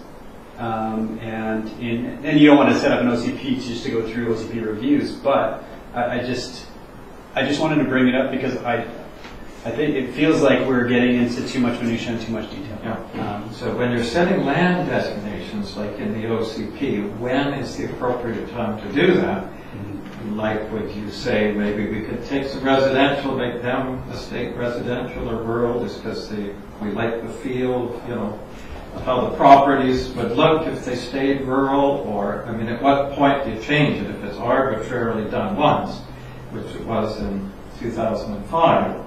Then at what point do you then bring some principles into it, I guess is my question. Fair question. Not having a history of an arbitrary designation from 2005, we can only make decisions on the information that we have on the table right now. And so that's, to the best of our ability, we should be doing that regardless of the decisions in 2005, whether they're arbitrary or not. Agricultural land reserve, that was an arbitrary broad brush approach to the entire BC, and it's pervasive in today's system as well, and it's not something that's fixable in the short term. So yeah, there's lots of, I'm not saying there's not inconsistencies and issues, but I think those get fetted out on a case-by-case basis when it gets into reviewing of specific letters. That's my concern, is reviewing of specific. So in answer to Gary's question, then he asked, do you want to take it on the basis of the broad land designation, or do you want to do it more specifically by, sort of neighborhood by neighborhood? it sounds like you want the broad, I think you want the broad. So I would suggest a consensus. Yeah, and I'm going to ask for a consensus. To have an opinion, I feel that any of these letters, or a lot of these letters, I should say, probably could have been brought in through the process where they've circumnavigated the process and now they're presented, and now we're dealing with them on an individual basis. And I agree with Denise in that respect, that I don't see that as being fair to the broad community of being able to, oh, well, we all have an opportunity now to write a letter, or we want to go to the meeting, put up our hand and suggest, that this area be changed slightly or that type of thing. So again, I would agree with you guys on that issue. So I'm going to ask for a consensus now to move forward. Is this what we're looking at doing? Are we going to... So, move forward. Not expanding the sewer service area, is that what we're... One clarification maybe, and it's friendly to the question. Please. What David suggested was to, I'll see if I've got it right, was to not change the land use designations at this point in time. Perhaps for some of these properties, urban reserve has been used in the northern part, subdivision reserve has been used in other places, but the idea that there is a recognition that there is a name. And what it might mean by doing that is that, pipe sizing, for instance, sewer provisions, anticipate that. That's the change. It's not that the sewer is extended or the sewer service boundary is extended, but there is a notice to the engineers that when you're sizing that this might be developed. They provide for it. But the point is that it's not needed at this OCP. It's later. And actually that might be a favor. That's the suggestion. It might actually be a favor to the landlords. And one of the principles is it needed from the community's point of view, is it needed for growth of the other land? And clearly the answer to that is no at this point in time. And then the other side is if people subdivide it down to somewhat smaller, then it's less easy to assemble to do something, beautiful in the long run. In other words, you don't want to prematurely subdivide. Right? So back to you, David. That was. I'm just looking for a way to move forward on this, because I don't see, again, from the discussion, looking at these individual letters and deciding which ones we're going to include in which areas. So do you want a motion? Please. So I move that we leave the rural estate properties as they are now for this OCP, which is the purple area, which is primarily the ones we're talking about under these letters. These areas. Yeah. So that's recommendation. Or do we just say we don't expand the sewer service area this time? I think it's the same thing. It's the same thing, so I just say leave it the same, and it's the same thing. Yeah, it'd be easier to understand. Yeah. Otherwise, so we have a motion. Is there any potential review there in line with what Dave was saying? they would always ask for no CP. No, I mean, Dave's suggestion was that there should be some placeholder for a review. Well, I think that's what Dave was getting so at. So basically the intent is stated. That's what I understood you to say. Yeah. Am I correct? Yeah, I think particularly the ones on Harwood and the Harwood area and the golf course area. Well, I would say anyone that fronts a development. A sewer, yeah. I'm sorry, but if you're going to go to two areas, go to the whole area. So everybody that fronts a development. Yeah, and if I may offer a hybrid with what Dave had mentioned before, and make note of it in the OCP, perhaps just the statement that people in rural or state residential, just saying the process for them to perhaps looking for rezoning or wanting to do more, it's been, that we support the idea of, or it's been decided that they applied individually through the process of an OCP amendment and rezoning. It's been concluded that's the way to do it, if you get my drift. I think the time to deal with that is at the beginning of the OCP process, just to say if there is interest in people looking at doing different things with their property, the time to submit is at the beginning of the process. goes out with the literature. And everybody has fair. Everybody's been given a notice, and some people will Everyone should have been given notice. some people won't read it and Right. still be upset. But That's right. At People least you should can have refer to something. And we didn't get the letters, they were submitted in. So basically, we've got a motion. Do we have a seconder? For Denise's motion. For that recommendation. The So, recommendation, read it motion back. to recommend to council. So basically what I'm hearing is that the committee is recommending that we keep the designations the same, right? That there be a clause in there that recognizes that there might be potential for changes in the future, right? And so certainly we can make reference to a future OCP review. One thing that I'm not clear about though is, Dave offered the Which Dave? suggestion of, Dave Reed offered the suggestion about, the provision of looking at possible bonusing. Is that something that is? You need sewer. It's true, you would need sewage. So then you So can we're go back to not square getting one. back to expanding services. Yeah. Yeah. I mean, you could, I'm just thinking about if they came forward with a rural type subdivision of some sort, so like it's not 4 acre lots, it's 1 acre parcels or whatever. Are we shutting the door? You can always apply for an OCP amendment. You're talking about to just like on-site septic as opposed to is there a minimum for hooking into municipal versus Yeah, so doing it on they've site? got water, right? So they Yeah. have water. They're parcel, they're not restricted to 2.5 acres. They could actually go smaller. They could go to like 1 acre, 1.5, depending on the soil conditions out there. Yeah. Right? So, I like the idea of still giving the folks that opportunity if it's available to them. I call it residential. Rather than, no, it's still. Well, that's where you're headed. It's still a rural. It's a backdoor way of getting residential in. So if we're gonna do that, let's just do that. But let's offer it to everybody. 'Cause that's the way it sounds to me. No, but the circumstances will be different for everyone. So the principle is that everybody that has this designation would come forward and make their case, right? And what I'm saying is, are the policies going to be so tight that they can't do anything with their property, or do they still have the ability to do something with their property? I guess is my point. Yeah, that's what I was driving at Frank. Yeah. So I think Frank's got the answer, because what I was hearing, Ross and so on said it, so Dave, is there's really something that has to be done on a case-by-case basis where it goes through a rezoning process. And all Frank is saying is have something in the OCP that recognizes these people that want, a change in land designation, and to make note the process is to apply on an individual basis through the process of council, rezoning, and so on. But at least if you recognize that, it's not locking them in It comes forever. back to Dave's, one of Dave's principles is that, or questions was, what's in it for the community?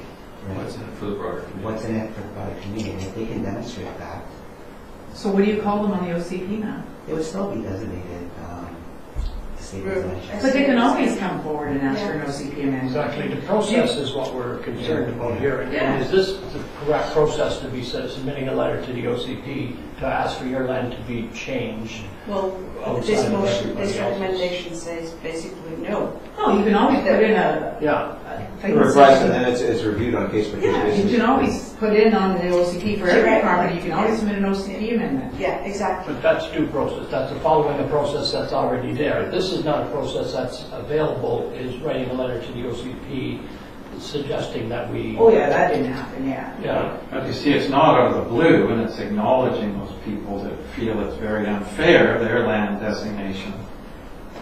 So it gives them a process, by which they can move forward, right? And then council's not sitting there scratching their head thinking, oh, here's another application, what are these people doing, right? At least there's something in the OCP that acknowledges some people feel it's unfair, their designation, so it just acknowledges the What would you put way in the forward. OCP then? What would you put in the OCP to acknowledge it? Just What's that- that acknowledgement look like? Just that state residential has rural residential has the ability to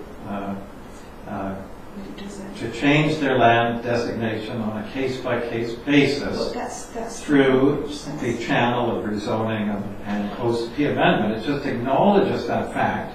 So council's not going, well, how come this guy's in here? He's not designated for this, right? In other words, it's conferring it through an individual channel rather than a broad brush. The OCP already says anyone can at any time apply for an OCP amendment on any property, not just rural estate. Anybody can do it. So if somebody wants to go down And each to individual case is viewed on its merits. their application. But what you're saying, what Frank, I is suggest- wording that goes in the OCP, That's so they don't right. have to do an OCP amendment? Is that what you're suggesting? Yeah, that's right. They won't have to change the land use designation per se, but they may have to, it'd still be an amendment in the sense that if they need sewer, they have to apply to extend the sewer service area. But what I'm saying is, if the intent is to keep that area rural in character, right, and in parcel sizes, because of the fact that they have water available to them, they might actually be able to subdivide, it'd still be acreage parcels. It's just that instead of drilling a well, they just connect to the water system and then the septic system. So it's community water and septic, right? And it gives them a smaller parcel size. It doesn't require an amendment to the OCP, but it comes back to what Davis was suggesting in terms of the bonusing provision. It would though, there is a clause in the OCP that says you have to have community water and sewer to be below 2.5 acres. You'd have to bend that policy. And then what would it be? Because if you haven't changed its designation from rural estate, so now it's rural estate, but it's really residential because we gave them water and sewer. To me, it feels like we're playing with the semantics of the title. Well, it's just I feel that if there's an element of unfairness to a lot of these properties in the first place, it was arbitrarily given this land designation, and for Pete's sake, acknowledge that. But say the process, instead of taking a broad sweep in the OCP, which really can't be done, then acknowledge that fact and tell them the process that it can be addressed is on an individual basis through OCP amendment, etc. But with respect, that's something the planner can do individually in response to these letters. And it's already in the As a OCP, result isn't of it? whatever recommendation comes out of this committee, Yep. in response to the letters that we've received. Well, we haven't received, staff received them, and they have been now referred to this process. So, depending on the outcome of this discussion, my expectation would be that either this committee folds it into the whole process of the review, or it basically rejects the individual letters that we've received and says to staff, please respond with, it doesn't need to go in the OCP. It's just, this is a recommendation that at the end of the process, whatever council approves as the OCP for 2017 or 2018 will either contain a redesignation of land use for some areas, or it will say, no, this is staying the same, and these individuals who've sent letters will receive letters saying, well, further to your letter, this is the outcome. Am I out to lunch here? No. Well, Okay. it's just a middle ground, though, to give some justification for these people when they come into council. I don't know It's whether a they- justification for them to move forward, that's all. But staff can give them, they don't need justification, staff can give them the information that they need, i.e. if you wish to, this is how you do it. And they would have to go through the But it's planning out of the process blue. appropriately, am I right? Yeah. And then it goes through full bullet process. Yeah, and then it goes through the normal Yeah, process. we're all aware of that, but it's just out of the blue. It's like a guy with an acre lot going in and he wants to put in a 20-story high rise, right? That's so out of the blue. But if it's out of the blue, He it's can do it. none of our business. He can still put his plan in But and get it rejected or not. This isn't out of the blue. Some of these people, like the Ericksons, for example, they brought this up in the last OCP. They've been wanting for a long time. to have I this- can't speak to that. So I read it Yeah. last time, but So that's all. Okay, So I if they've can't been waiting speak a to long that. I time, all can't I'm speak to what saying we've got. is give them a way forward where they can point to something in the OCP. I mean, we're a small community, for Pete's sake. There's a lot of people that are upset about this designation, and give them some acknowledgement and give them a way forward so that council will say, oh yes, it's in the OCP that people that want to change their land designation, this is the process. It's a regular process, but at least they have a heads up that, you know, they're in a different category. People just thought it was blue wanted, so that's all we're saying. And Dave was the one that brought it up as well, to acknowledge something in the OCP. I'm sure that should be there. So, I'm just not sure that should be I there. just had just a clarification. So to use that group that had questions in the 2005 OCP, the Ericksons or whatever their names were, and at that point in time, did they, you know, they wrote a letter, they came forth, or they did something obviously to note their displeasure via a surveyor or something along those lines. It's 2017, and that was in 2005.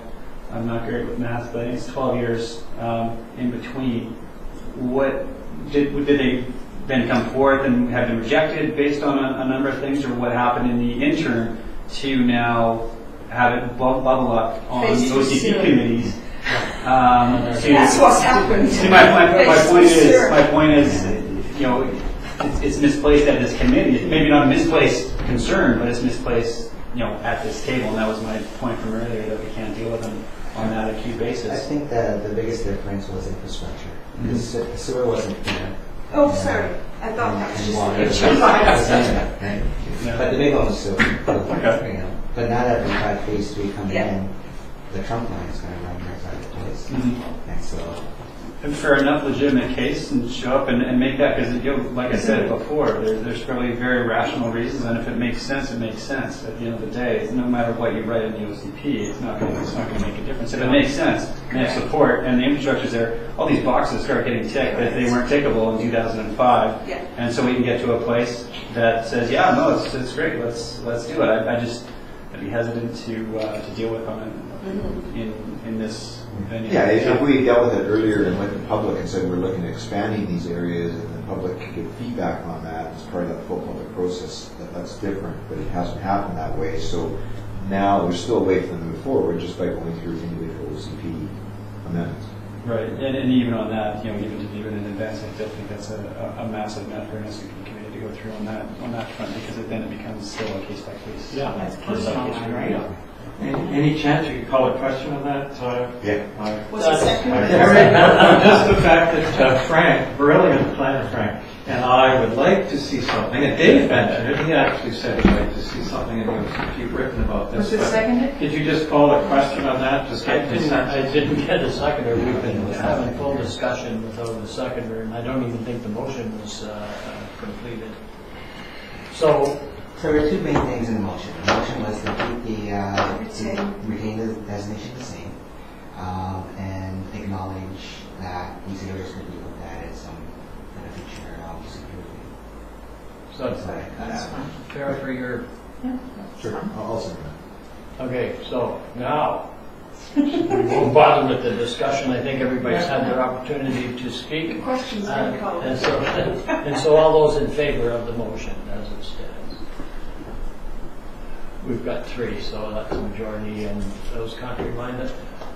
Oh, sorry, I didn't, yeah, I'm in favor. You have to record votes, because we have to record who votes and who doesn't, who votes in the opposition. Right. And those contrary-minded? So we have 4, one against, 1, 2, 3, 4. 2, 3. Did you vote against Gary? I didn't vote. 1, So it's 2, 5. 3. Okay. Any vote that's not, if nobody puts up their hand, it's an affirmative, correct? Correct. Yeah. So Sorry. now we've done that, so now the question is, do we want to,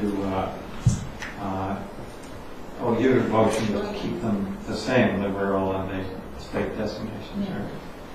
So now comes the issue of, by keeping them the same, can we, as Dave suggested, he would like to change the meaning of the land designation, at least in state residential. You mean the density bonus? I would take the, no, is that correct that the intent is that is gone? That is on. That's the way I read it. That Well, it has to be, we said no sewers. yeah, so if there's no sewer, then it's Yeah. mute anyway. Yeah. Point of clarification though, this group is not saying no sewer. It's saying the designation stays the same. Yes. That might be a consequence of that recommendation, but that is not our purview No. No. here. So in much the same way that, you know, Ross pointed out that dealing with individual applications is not our purview either. So it simply is that the designation stays the same. And individuals have to make their own case for whatever it is they want to do with their land that doesn't conform with that designation. Just a clarification, there is a sewer service map in the I know. OCP. Yeah. So only in that, you know, if the intent is there's no change to that map, which I believe that's the Yeah. But that's essentially what happens. Part of this, that's completely separate. So, yeah. Okay. So that's just land designation. And that was one of the hardest So ones. what's the difference? The difficult part? Yeah. If it's okay, then Gary, we'll talk about the CDs. Okay, so the next one is the location of comprehensive areas. There's different terminology. Comprehensive development plan areas was what's in the 2005 OCP. We suggested comprehensive plan areas. I don't mind either way, but and the areas that are shown on the map, and so they are the village core. There are different areas in the village core. There's village west, the commercial core, village lowland. Some people don't like the name lowland. And then village south, which is actually, you could think of it as the two sides of Ware Road. They are one neighborhood, but they may be treated independently. There's then generally the Clark Drive West area. There's the Hayes Road or Hayes Place area. There's the Ronald Road area, and the G property plus. There are some areas attached to it. The reason they're attached to it is because they have residential designation and they are in the water and the sewer area, so they are potential development properties. That's why they're there. I said I'd go through the comments, and so the comments were split as is normal. So I'm on page 7. We asked if people support basically treating these areas as comprehensive plan areas. 38% were supportive without comment, 16% had comments. Most of the comments were positive. They were refinements. 44% were not in favor.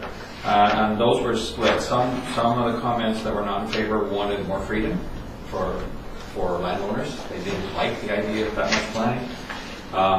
Some notably lacked trust in the process. And so there's an undercurrent of fear that there won't be adequate and effective public involvement in the comprehensive plan. So the issue has been, as people stated, that they're not fully understanding the difference between a subdivision process, which is kind of technical, and rezoning process, which is very political.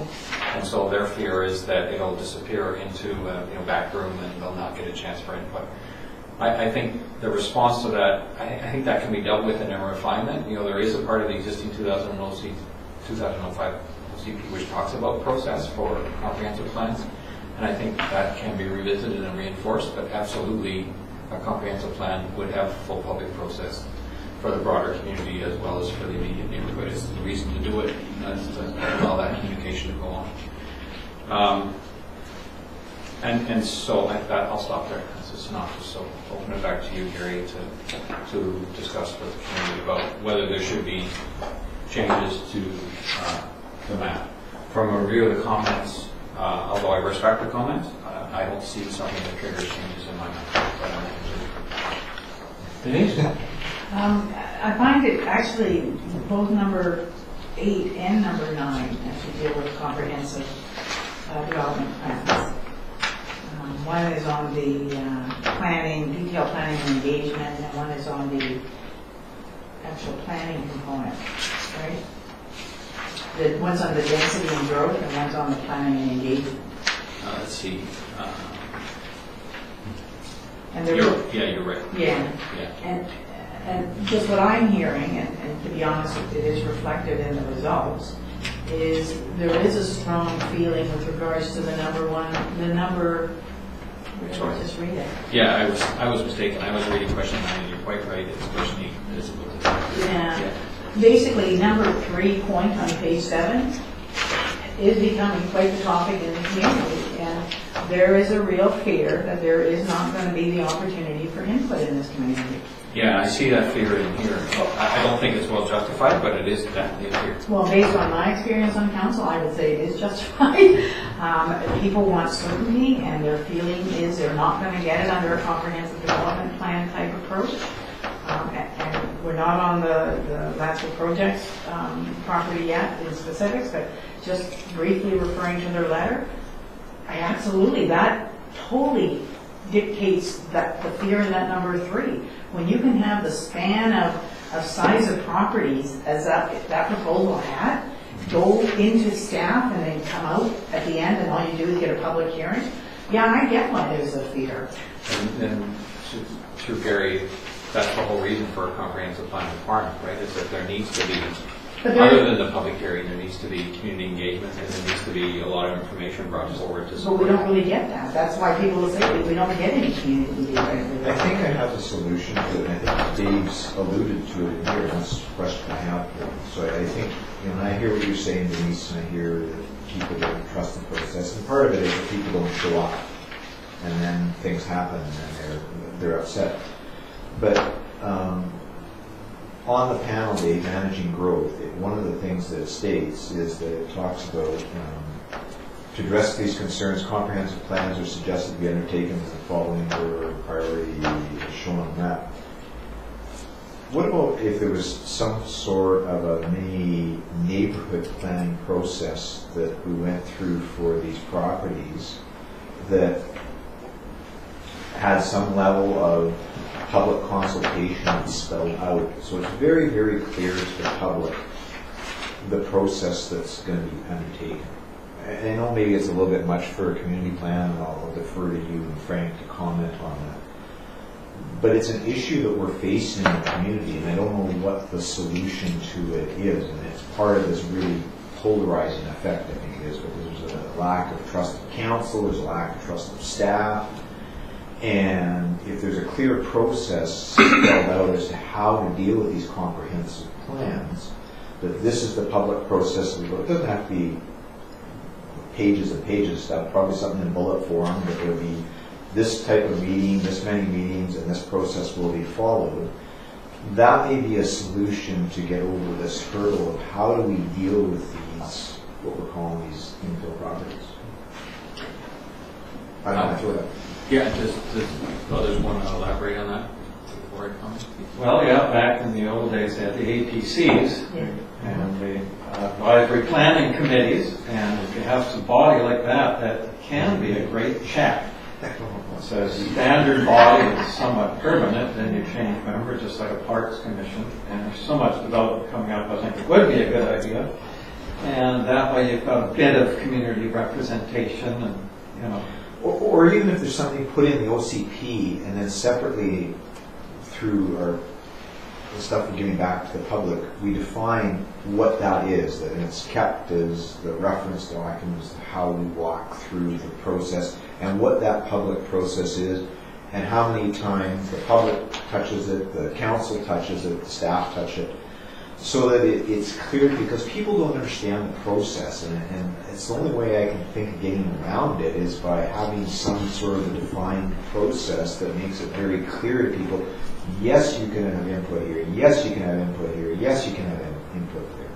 Page 66 of the existing OCP does have a beginning to that. Yeah. And I do think it could be tweaked, so I agree with you, but I know I'm going to give a stage to Frank. Frank and I discussed this. The issue is it's a small community with a small staff, and so there's very practical limits on how much planning the community can take on. So to add to your comments, certainly I read in what we're hearing from the public, the lack of trust in some individuals, it's not in everybody, but there are some strong feelings in some people. And it is tough. I mean, so there's the lack of trust goes all around. So there's a lack of trust of landowners that become developers. There's a lack of trust of staff that try and respond to that, and to some extent, Consultants. yeah, exactly. Consultants that are, paid by developers and so on. There's lots of lack of trust to go around. I do believe in process, and I do think that the only way to address that is process. I And don't want so to make things super complicated, but it's like, I think though the reason that the managing growth talks about an order of priorities, it is clear that the community is interested in the village first. That's been consistent all the way through. And the further you get away from the village, the more the less certainty, the more divisiveness. So the order tries to recognize that the community's first priority would be to plan for the village, and if that takes any planning, of course, has to involve the major landowners, including the major developers. They're a core part of it, but it also has to involve the neighbors and the broader community, all of them.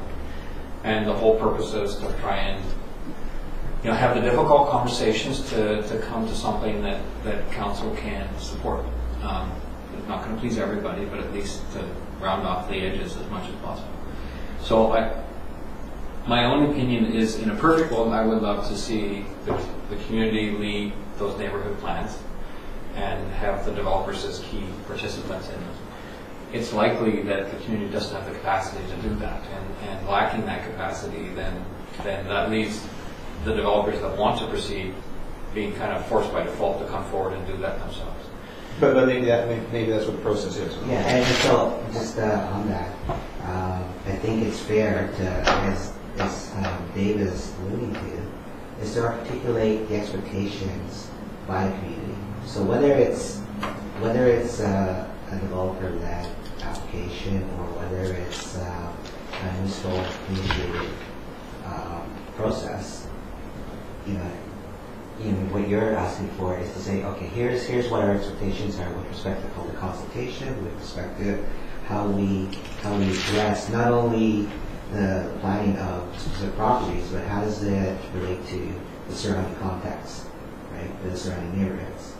I don't have a problem with us somehow articulating that in the OCP. I think we need to. What about if we do it in a smaller, more concise way in the OCP? Yeah, it won't cover every detail. No, it won't cover every, and then it states in there that council will develop a policy as to how these, and the policy is a little more, the guidelines is more detailed. Because you don't want to change the OCP to refine that policy. Yeah, so something along those lines.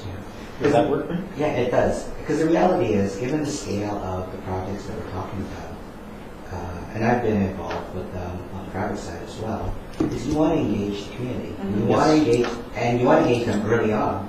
Because the last thing you want is to get to a public hearing and get more of the way and everybody against it. Well, I think it's a good idea, and I think it really is a good idea to reflect individual developments, because right now we seem to be taking that broad brush approach where we say 76% of people support this idea, yet we're seeing in the results that the immediate neighborhoods aren't.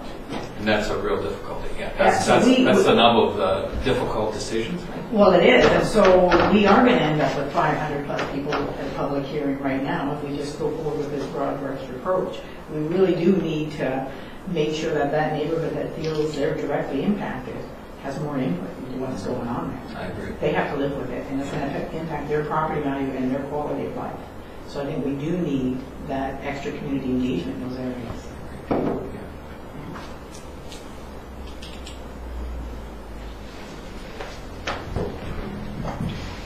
And I guess to try and help Gary bring it to a head, I think the question is, so if we were to assume there is language around specific and community engagement required for these comprehensive development areas, are these the right boundaries, and are there others missed? It was touched on, eventually the golf course and even, that interface with the woodlot, could be a comprehensive development plan someday. I'm not sure it's a priority today. It doesn't take that more. There's already quite a few. But, practically speaking, it should be probably someday. So I'd certainly like to speak to that if I may. I think it really should be because you take Ryland, that was absolutely out of the blue. I mean, zone residential, and now it's looking at a comprehensive development area all up there. And it was exactly the same time when we started. The golf course guy put his letter in, you know, I think So that is November. a question, right? Should Ryland Yeah. be a CD area? One It should. would say no, but anyway, since it's presented to me, I'm just going on principle that if it was, then I would say the golf course guy, he put his letter in, I think, November. He was early. December, and he's also had conversations, I believe, with council previous to that indicating he'd like to do things. And as just to reiterate, there's nowhere else I think lends itself Which council? to, I'm sorry? Which council?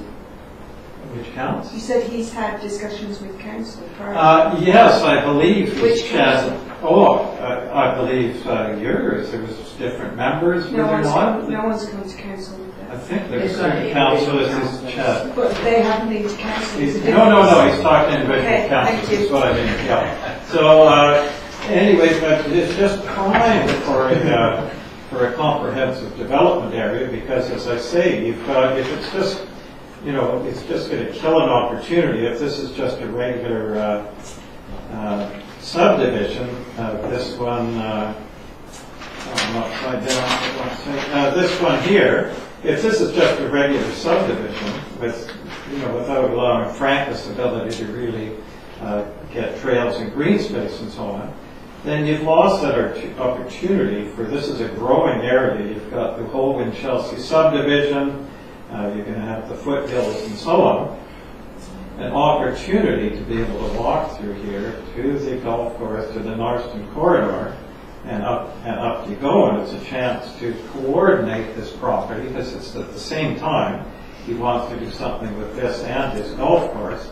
He's already mentioned development on his golf course, and he's mentioned a public pool. Those are things that aren't in an ordinary zoning. He's going to need rezoning for this, and it's, you know, prime for a comprehensive development plan.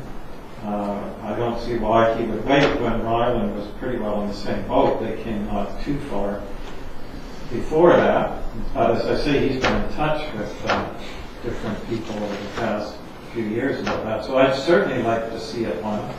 And just on the both those properties, and then just on the broad idea of the comprehensive development plans, this makes bylaw 55.1 even more critical. We brought this up a couple of months ago, but if bylaw 51 isn't effective, then I'm really concerned about all these comprehensive development plan areas just because of their ability to move water around, and the precedent that was set with the foothills is they were moving water from their property, well property. In theory, I really don't know the whole story. So just remind me what bylaw 51 is. Well, 51.1, it's a bylaw that's specifically created to protect well water.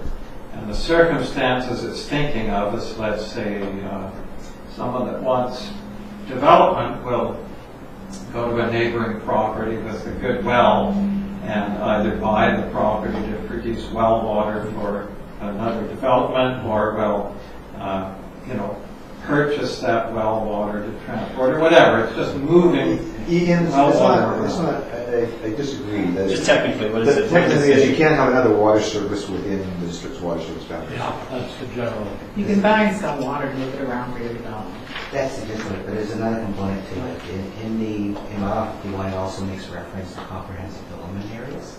So at the time that the bylaw was drafted, the foothills was the only CD area approved, right? And it gives them the ability to get water. Right, and They got that- they trump the regular, you gotta be designated as a CD zone That's or a right. CD area to So, benefit from to it. Ian's point, I think the fair is that if it's CD designation, and given that the wording of the existing bylaw 51, there's the opportunity to acquire water from. Right, so a CD, and that was going to be my question, I guess, was does it matter if you're designated a CD zone or not? Because a golf course could, like I said, if it makes sense and logical sense, and you've got a good plan, come in and ask for a comprehensive amendment to the OCP and a CD zone for your property. But if there's attributes that come with a designation, then that's a different conversation. Yeah, and so the point I made, I mean, this came up meetings ago, and the point I made is, we use comprehensive planning area because it's part of our standard planning jargon. The intent wasn't to designate these areas as CD areas to circumvent the intent of bylaw 55.1. It's just that we're just kind of used to using comprehensive planning areas. I mean, you could use a different term for it. Yeah, But absolutely. the fundamental principle is that, because of the size, potential size and scale of these developments, the idea is that we want a more robust public engagement process. We want to Has more flexibility. It has more flexibility, but ultimately, the community gets what it wants in terms of the needs. That's more ability. You have more ability to drive what you need as a community from that zone. So And more flexibility for the developer. Yeah, So absolutely. in the end, they would likely become, be up to council, but it's very common that they would be like a neighborhood plan and they would become an appendix to the OCP. right. So for the purposes of what we're talking about, then, and you're saying that comprehensive planning areas is jargon at this moment in time, but it comes with consequences. Then does it have consequences if these are labeled as comprehensive planning areas versus bylaw 51.5? Like, does it matter, I guess is what I'm saying, because what I just heard you say, Frank, is that it's jargon that we're using, but by definition, in bylaw 51.5, is comprehensive development area a defined term that will then apply to these areas specifically? It's like cut and dry. I'll give you an example. Yeah. I'll give you a quick example. If we make Ryland a comprehensive development area, right now it has a very well-producing well. It's got a well that will produce, I believe, 100 gallons a minute or something, very high. But if they get City of Nanaimo water, they don't need their well. So they can now sell that well water to another development in Lansville. Another CD development. Another CD area that could maybe not have developed before. So in the case of the G property, they could take their water from Ryland and sell it to G. So now they can say, I don't need City of Nanaimo water. I can use my well water from my source and my water from the Ryland. That's a long cut. But hey, it's cheaper than buying into City of Nanaimo. But you can do it. So, the long and short of that discussion is we change definition one way or another. That's my point. Yeah. I guess at the Yeah, end of the day, that's a simple solution. that's my But point. council My point isn't willing to is, change the There we go. definition. That's the solution. Yeah. The council's not willing to change it. Well, we don't call these particular properties comprehensive development zones, we call them special comprehensive development Special zones. planning areas. Or special planning areas. Special planning areas. So they have and then we can define a process. Exactly, yeah. Well, I see, that to me makes more sense. Okay. We call them masterpiece development. I'm not worried about Now, if that. I could just finish my other two comments, please, before we go. Sorry, that was an important point, right? Very clear. Absolutely, it was, yes, very good point, yeah. And I was just going to say that hugely supportive of comprehensive planning zones. There's just comprehensive development zones. There's just no other way you can create such nice developments through the regular process like you can with a comprehensive development zone. The only thing is that Frank is so much say in it, and so that's why we're hoping, right, that, I'm sure he will, that he'll do a fabulous job with it, but it does give a lot more of the say and decision to the planner. That's But again, that was why we were talking about going through that process of outlining. absolutely, and I agree with everything you said. Yeah. So that then it's very clear as to what the process will be. Yeah, and so the other two issues are expanding Village West. I'd sure be interested to hear other comments on that. It's the CD area. It used to be, don't have a map that shows it here, but it used to be a smaller area in Village West. Now it's been expanded. It used to be back from Lansville Road. Now it's being expanded to Lansville Road. And the only other thing I would like comments on is the Clark Drive CDZ, a comprehensive zone here.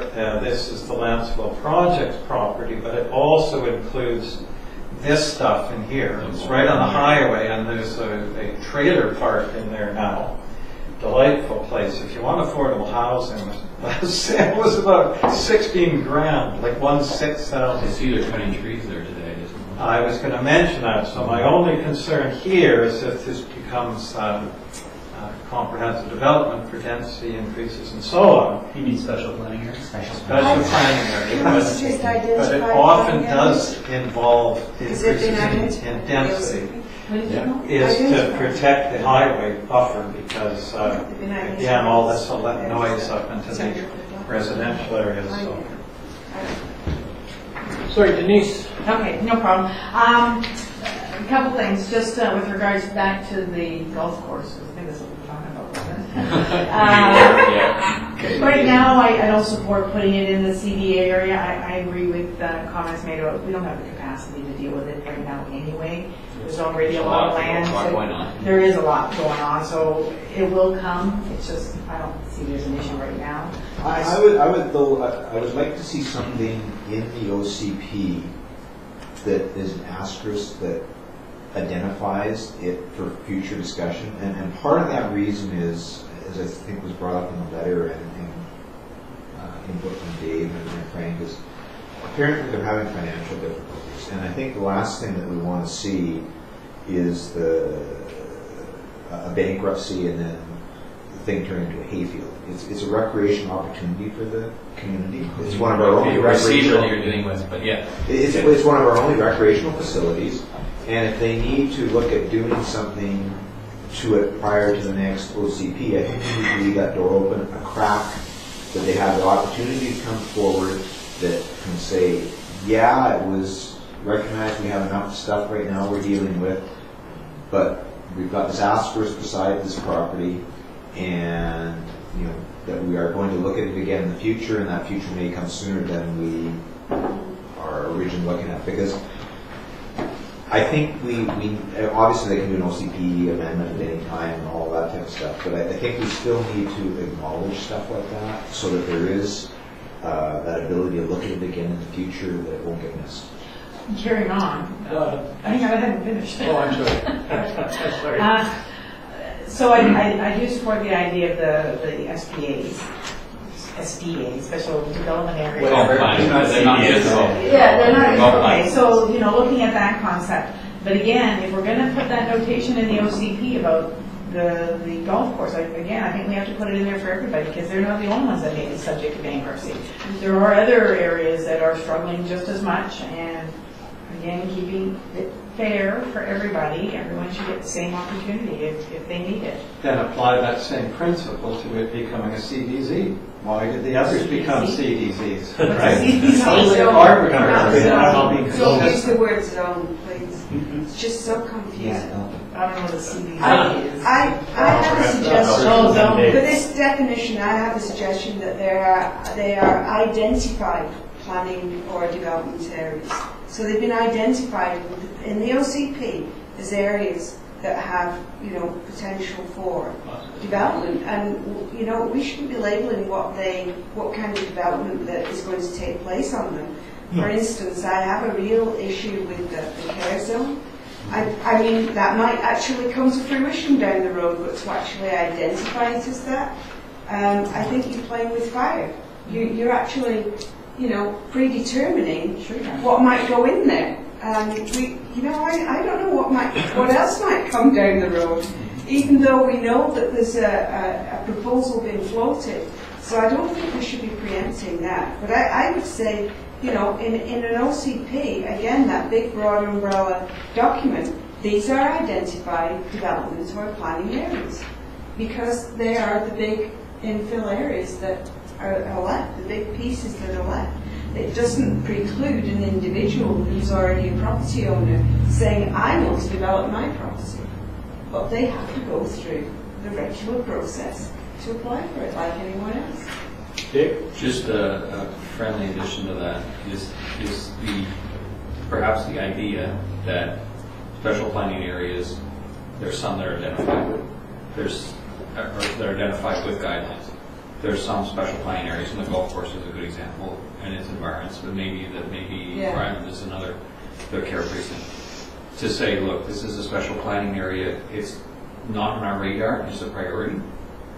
But the point is that the area should be planned as, the district's policy is the area should be planned as a comprehensive neighborhood rather than individual properties. It would apply to Harwood as well, to say, you know, if we know that all the neighbors in Alta Road, Harwood have come forward, all of them, and said we'd like a change. This committee has said, you know, not at this time. But you might say, we do encourage, if that's coming forward, that it come forward as the whole neighborhood, not individuals. Piecemeal, Yeah. Sorry, could I just ask you a quick question, Frank, so we can clarify for all of us, but these people as individuals, you would have the right, would you? Everybody does. Everybody does. You would have the right to say that you would like it to be in a comprehensive development. You have a right to apply. You have a right to apply. So are you asking, can they make that? No, but let's say the 18-acre fellow comes in, he wants to develop, can you ask him to put it in a comprehensive development zone? I think we could strongly suggest that he go that route. But you Because he has to, well, And we- SPA. at the end of the day, we will ask for it because he's asking us to amend his zoning, Yeah. right? So that's our biggest hammer. We What- can ask for, What you'd likely You say can is, say that it has to be. I think what you'd like to say is under the municipal act, everyone has the ability to apply. There's nothing stopping anybody from applying as an individual property owner. What you say is you got a much better chance of success if you work through especially given where you are, to work with your neighbors and come forward with something. So you're, if it's rezoning, you can pretty well dictate it if you deem it, right? That it has. So then what is the point of putting these in zones now, just to get public feedback? Well, part of it too is there is a higher bar for these properties, and it's because they're large and because they are big changes for the community. And so they are, if you look at the details, there's a lot of, well, public process expectations as well as information expectations for these properties that don't apply outside of these areas. So that they're seen as areas of potential change, but there's a lot of responsibility loaded onto those properties for planning, and that's expensive. So the yin and yang is that we're saying in these areas, we think that's warranted, that level of effort. By implication, we're saying in other areas it's not. So tree protection is a big one. We're saying there should be, not worrying about every tree, but there should be, some reserve on mass clearing on these properties, but we're staying away from tree protection outside of it. So it's trying to leave people alone outside of development areas, but where there is likely substantial change to trigger a very careful process. So you'd like to see these in the OCP, the ones you've done here? Well, that's why, is because I see that as a focus for the community to manage change. And you wouldn't be opposed then to see the golf course and the other? I wouldn't. I sort of see an outline that says, these areas would be, future planning areas, but on that list of priorities, I put them way at the bottom. Say the community won't be leading these, But at least denote it. but that there could be change, and if the owners want to come forward and fund the process and take it to council, let's just say it's on merits, right? And was there a reason, Dave, you left them off, the golf course and the 18-acre? Partly because of the concern in the fellow that they're sort of late in the process. They're not something that's been in the development process, but they have come forward during it. And so what we've seen is a few golf courses early. Some of the properties up at Alls were early. There's now sort of a crescendo, right? There's more and more and more, it seems, all the time, of people coming forward.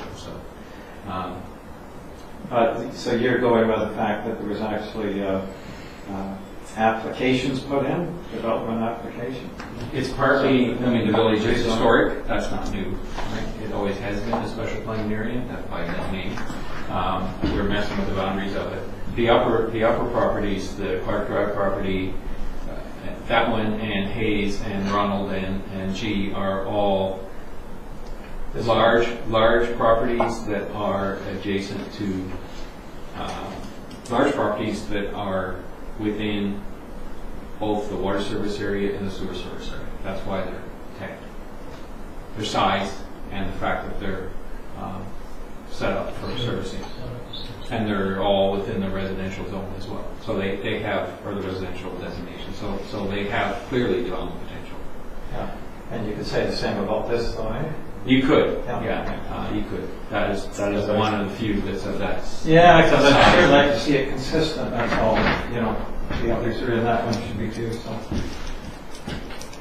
So for this, Dave, what do you need from us to move forward? Well, I guess it's probably, can we bring it to a question?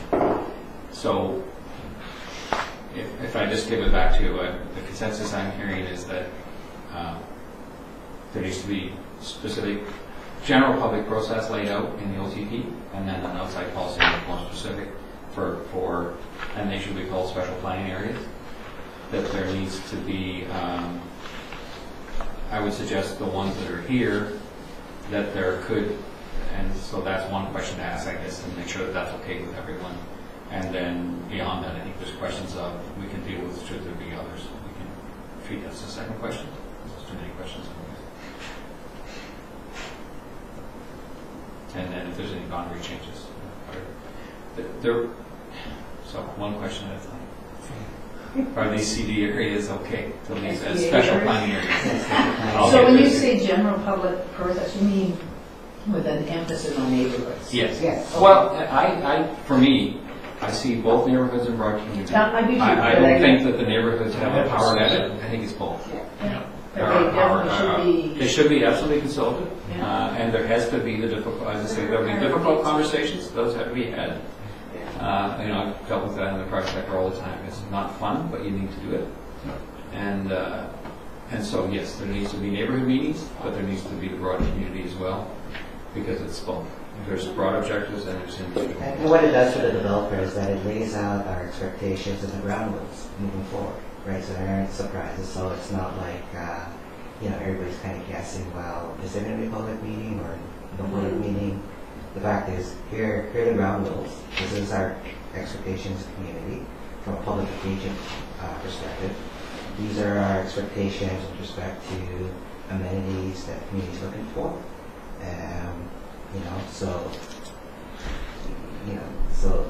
there's no surprises at the end of the day, and the rules aren't changing at the end. At the same time, it allows the developer at that point to come forward with specific land use proposals that meet the market at that time, and phasing and all of the details, right?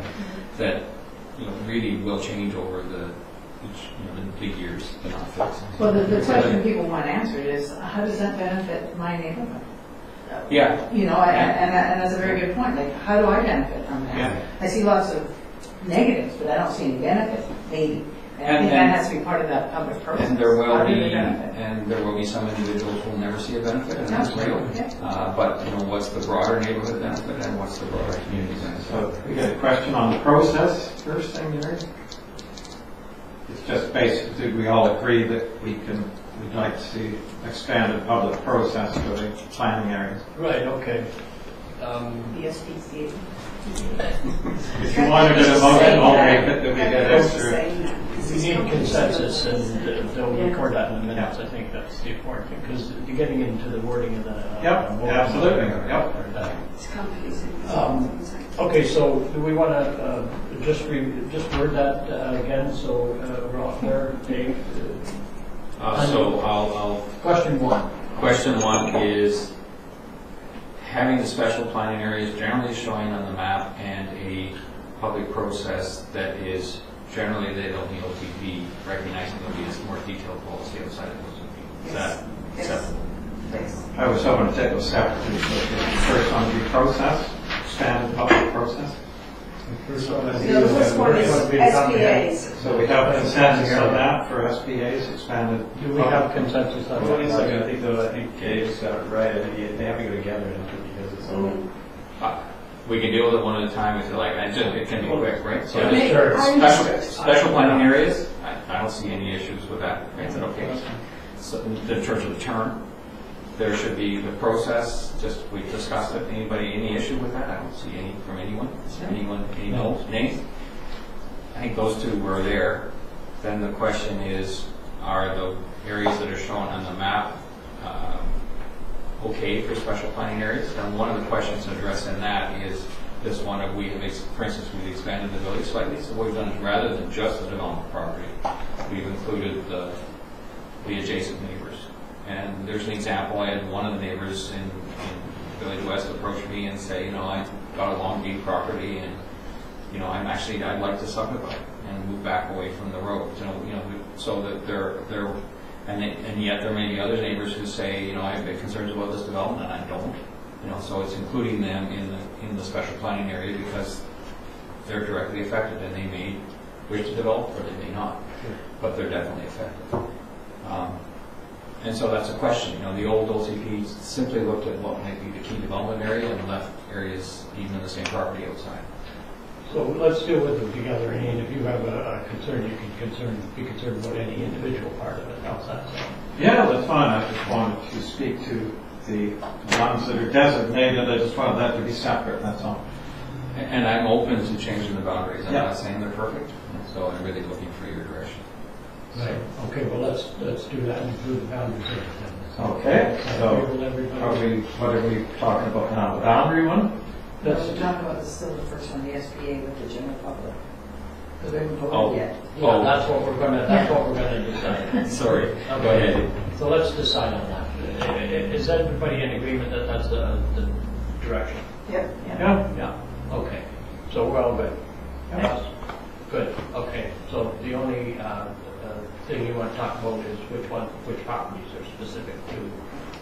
Yeah, that's right. Yeah, are the boundaries correct? And I Okay, and that's the last part of your question on that?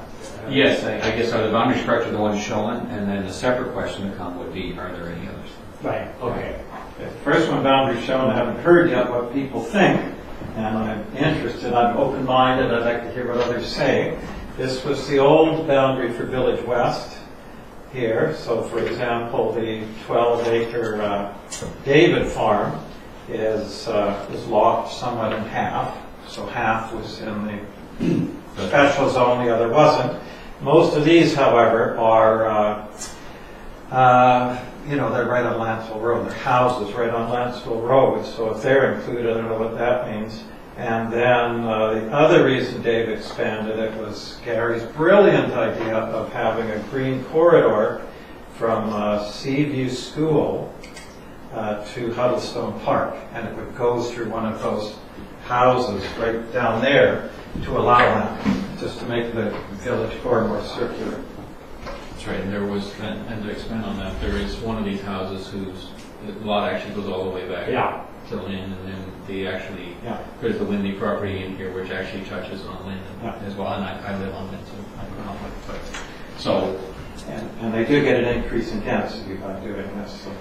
They small. Yes, they could. Those marginal properties would gain flexibility. Yeah. All of a sudden, if they're outside, they're under just residential designation. They have less flexibility. Yeah. So I'm open-minded. What about you guys? Yes? No? It's already included.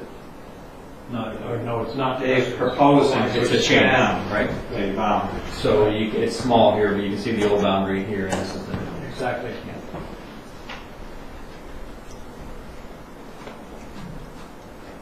So do we have any opinions on that?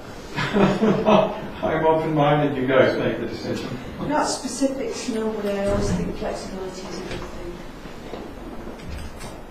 Yeah, I leave it to the group to. I'm good with that. I think properties we have designations are cumbersome, and they create more issues on the staff front to realize them at the end of the day. And given, I really like rational and logical boundaries and lines for that eventual planning, so you have the tools in place and to not have to really mar the process with unneeded details and things, so the community gets what they need, and it's a consistent level playing field and process for the property owner at the end of the day. So I agree with the expanded boundaries up to Lanceville Road.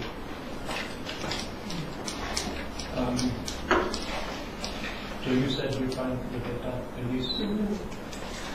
I'm of two minds. I don't really like it. The only reason I would support it is that there is a strong public process in it. That way the residents would get the input on the increased density that go in there. Because now we're talking about moving away from houses to apartment buildings. right? But that's a significant change along that. Yep.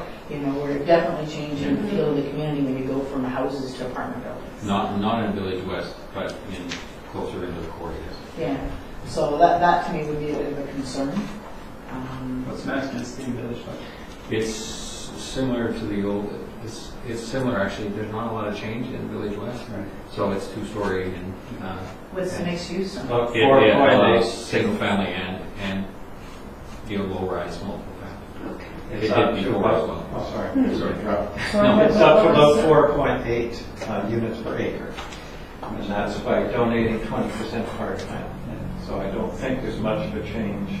I think the innovation 1 unit per hectare is at I need to look at the other It's panels. 11 Jumping ahead into. It's 11 to 12 per hectare in the new one. In the old OCP, it's 11 with 20% That's parkland. right.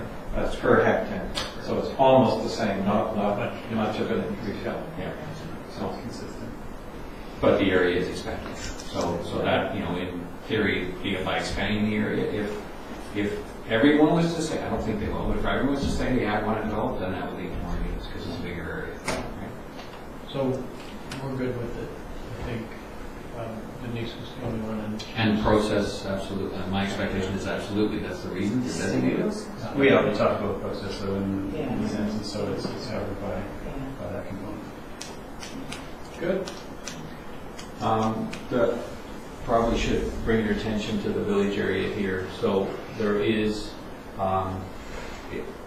in the old OCP, only the railroad properties. So there's one Lenormand Group Landscape property, says the railroad properties, and that was the comprehensive development area.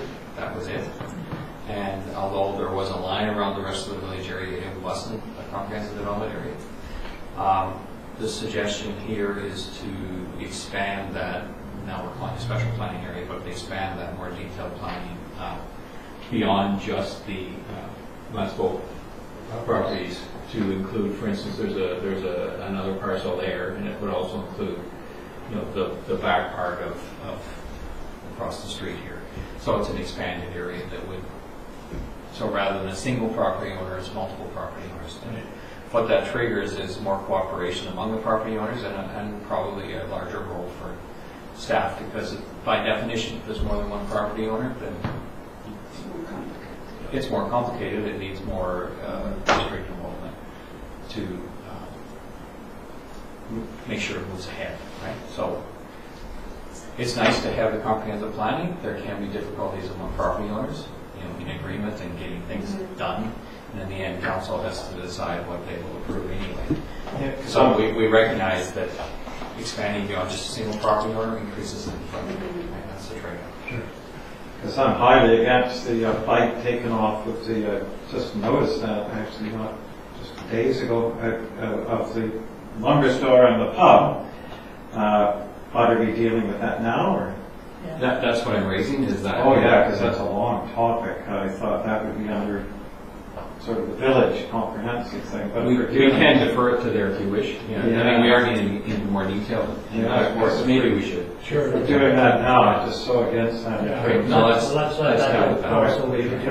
Okay. So the only other thing I'm just urging that, again, there's got to be this consistency in approach from my point of view, but it's just arbitrary to have those, but not the golf course. And the guy's already, for some time now said he wants to do something with the property.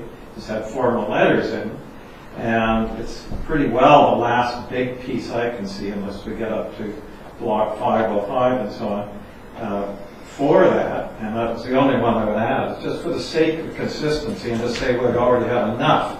Well, that's really not a good way to approach it, because what if he was in and someone else was left out? You have to consider everything you think that should be in But this. he's outside the sewer service area.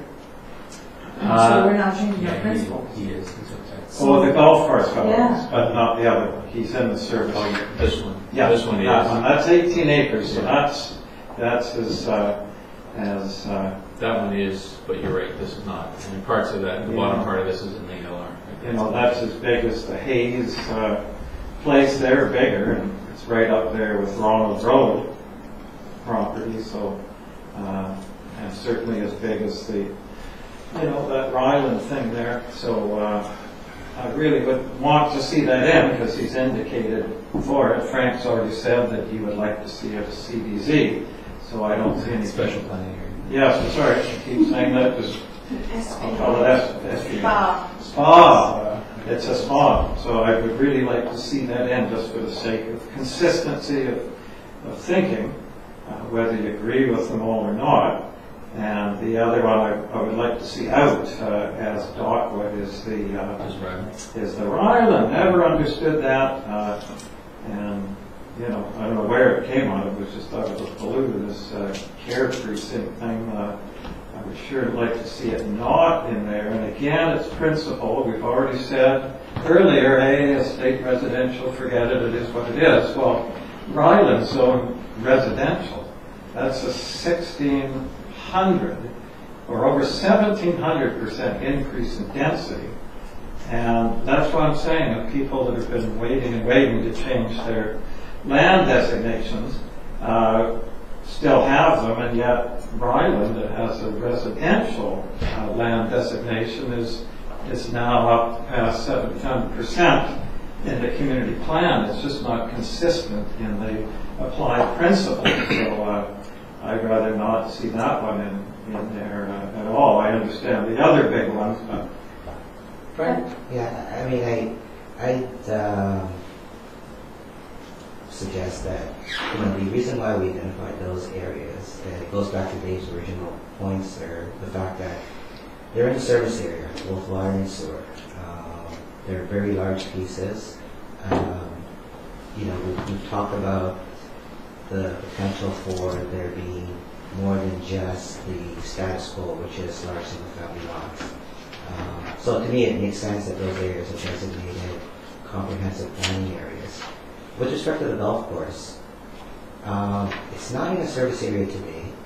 I like Dave's suggestion about having a clause in there to acknowledge the fact that there could be something there in the future and that we would consider it at the appropriate time. But I do believe that the designation, the areas that we've designated for a special planning area, to me it makes sense at this point in time. Sorry, tell me to jump the gun. I just, to that comment, as soon as you start putting special notes in the OCP about special properties, gets back to the point, why are we not doing that then for the Harwood and malls and whatnot? It's that principle I don't think is, if we're not going to do it, then let's not do it. If we're going to do it, then let's do it all the way. But at the end of the day, for what should be included as a SPA, it's got boxes that we just go through and check, right? Again, coming back to this, is it going to change the character of a neighborhood? And, hence, do you want a CD zone to apply to it? And if you can check those boxes, then, we should probably do it. Is it big enough and will have a big enough impact? Does that property close to the golf course, is it just as, 18 acres, is it just a subdivision at the end of the day, or does it have a potential to change the absolute character of a neighborhood other than taking away some trees and putting in some houses? What else is there? Are there key connections? Are there a bunch of things that the community really needs to get into to pull from that through the process? Then that probably qualifies as an SPCA. If it doesn't have that overall community impact, then it probably doesn't. And I guess in my mind, that's how I would put a criteria out there to define what is an SPA and what isn't an SPA, and including servicing and all those other things that are going to have to be close at hand, like that list of 10, 20, 30 checkboxes that you have to go through. Sorry, Dave, you were. I was only going to suggest, I could see the care precinct and the golf course development property in a similar, down in the list of priorities. It is an option. But I'm not stuck on either of them. I can see both of them just left alone. The golf course development property is an individual property. It can go through as an individual. So is the main private property. It can go through as an individual rezoning. The question is whether one wishes to plan the neighborhood or just deal with that rezoning. the rezoning, the reason it came was because of the proposed rezoning, and it was a significant rezoning, but whether that is dealt with as a neighborhood or as just an individual property, I think it can go either way. The rezoning application is on one property, doesn't involve a bunch. Yeah, and it's just with the water master plan too, Dave. I saw that as such a key part, which is another thing you're working on now as well. We are working on it. Yeah. Denise, you had? Well, you know, again, we're going back to principles. That property on the golf course one hasn't been before the public. They have not seen it. So now we're starting to add to the development Sorry, plans. this is, there's no change on that piece. It already has its designation. Yeah, it already has residential, but if Yeah. you want to make it an SPA. So theoretically, it Right. can come forward right now because it is residential. And it's only one property. And it's only one property, it's one property owner. To be honest, I agree with you on the Brandon property. I'm sorry, I don't see that changing the neighborhood. It's right on the edge of Lansville. The Yeah. properties behind it are not changing, the properties across the road are not changing. It really is, again, one property, and they should just be coming forward and doing an application As one property. as one property. You know, this is, to be quite honest, it's some of these properties that have caused the fear over the FIPA issue, you know, because people are saying things are going on behind the scenes and yet we're not allowed to hear about it, right? And they are, and that's why people are upset and they're showing their lack of trust, you know. Sorry, Carrie, I'm trying to let the committee make its deliberations. So we need to move forward from this.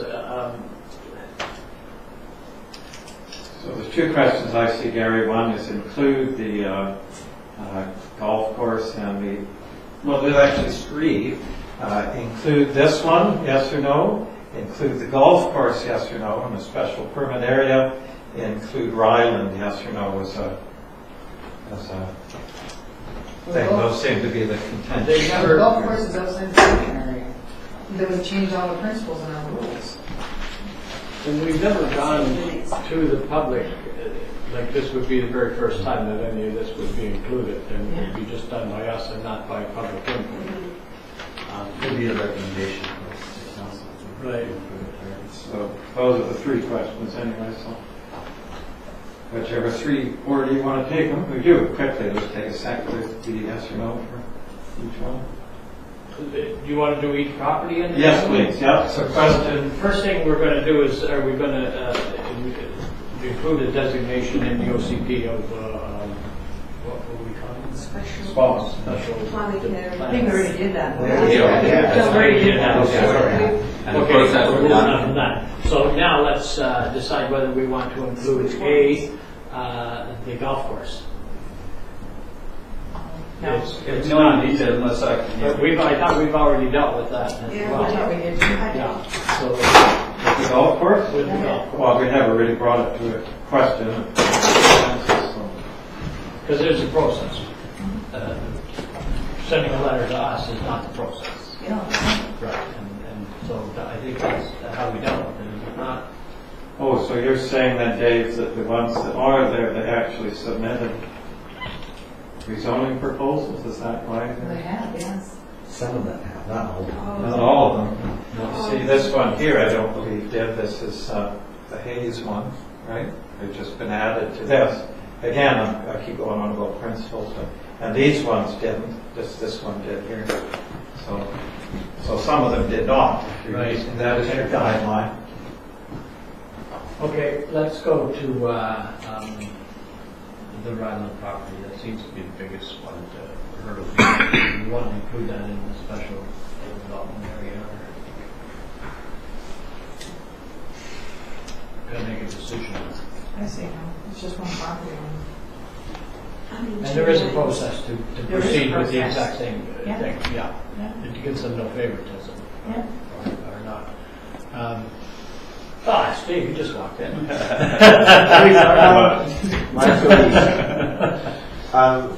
Lansville East was I go back to the previous OCP because I was involved in it at that time.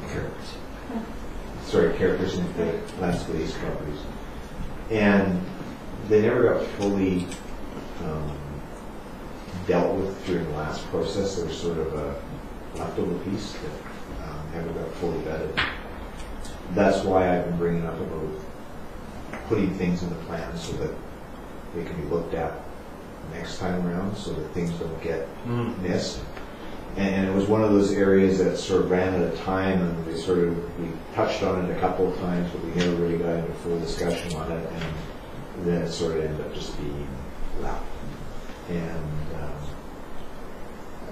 I've always looked at that property from a planning perspective, and I think that's probably one of the reasons that Frank and Dave included it, and there obviously was an application as well. But it's not suitable residential property. It's sitting right on a highway. It's also sitting on a major road.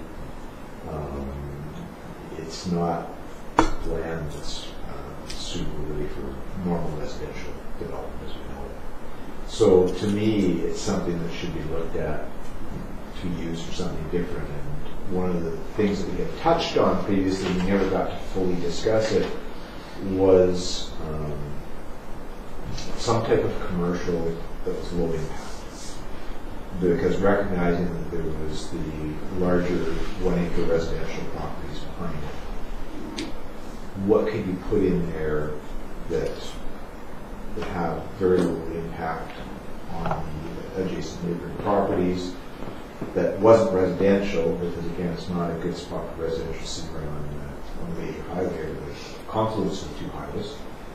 So I think with especially the application that came in, that's where it generated this potential for a care precinct that, whatever you want to call it, is some type of development that was directed more at seniors or healthcare that was low impact. Low volume traffic, doesn't generate a ton of noise, those types of things. So from a planning perspective, in my mind, something like that should be put in that location, because it's one of these oddball pieces of land that's not is currently zoned residential. It's not suitable for that use, so it needs to be looked at some other use. So I think from the committee and the community's perspective, I think we're better to direct where that goes than have it a million different types of applications come in, and then you've got each one separate. I think we're better to set some type of direction, tone for it, and go that route versus deal with individual applications. I think we need to have that sort of set the ideas of what is acceptable to the community. So we've got, just want to take a quick vote here. So we've got 3 properties that we're considering adding to that, or being in, or moving, or removing. And so let's just have a thumbs up or a thumbs down on each of the properties. I think we've discussed it considerably. We want to start with the golf course, and regardless of the water issue or the sewer issue or whatever, how's our getting towards? So we've got that out, and I'm out. So that's Ian. Yes, a loud yes beats 5 quiet no's. Okay. So we've got 5 take it up, one of you in. We'll move on to the next property, which is the Care Precinct property. Now that, we're not going to be calling that Care Precinct anymore. We're going to be calling that a special... It would be a special planning area. That's one of the questions was whether even to leave it a special planning area but not be specific about the uses. Right. Was discussed earlier. So the idea, so our decision here is in or out for that property as well in the special planning area. My preference would be to keep it, but with no specific designation for its use. Okay, yeah. I'll go last, thank you. All right. I'll say no. I think we should include it. I think we need a few bookends on it. I don't necessarily say that it has to be a care precinct, but I go back to my earlier comments. I think it has to be uses that are compatible with the adjacent residential. Absolutely. Or lower As impact. SBA, that would be a requirement. That would be a requirement, but yeah. And even as an individual property. That's why I would application, like to it'd see be- it included, because all those criteria that we've discussed would apply to it. Yeah. That all that consultation would have to take place, that, it would be So you're a comprehensive process. Leave it in, include But it. not designated for a specific use. No.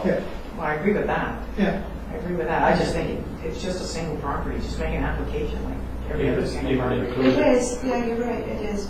But, It's getting special. Are we not looking So at the is whole some of strip those. though? Well, there No. are, So No, is- we're looking- sorry, so is some of It those. just, Here, what a you're saying. bunch of individual properties. Ryland is there, and then there's another, There's about three- 5 there's there, three- one across there's the road. multiple Okay. properties there. The whole The whole area. strip, that's what I was. Ryland's It's a only 80 single. acres. So there's about 8 or 9 properties. Right, so we're looking at the whole area.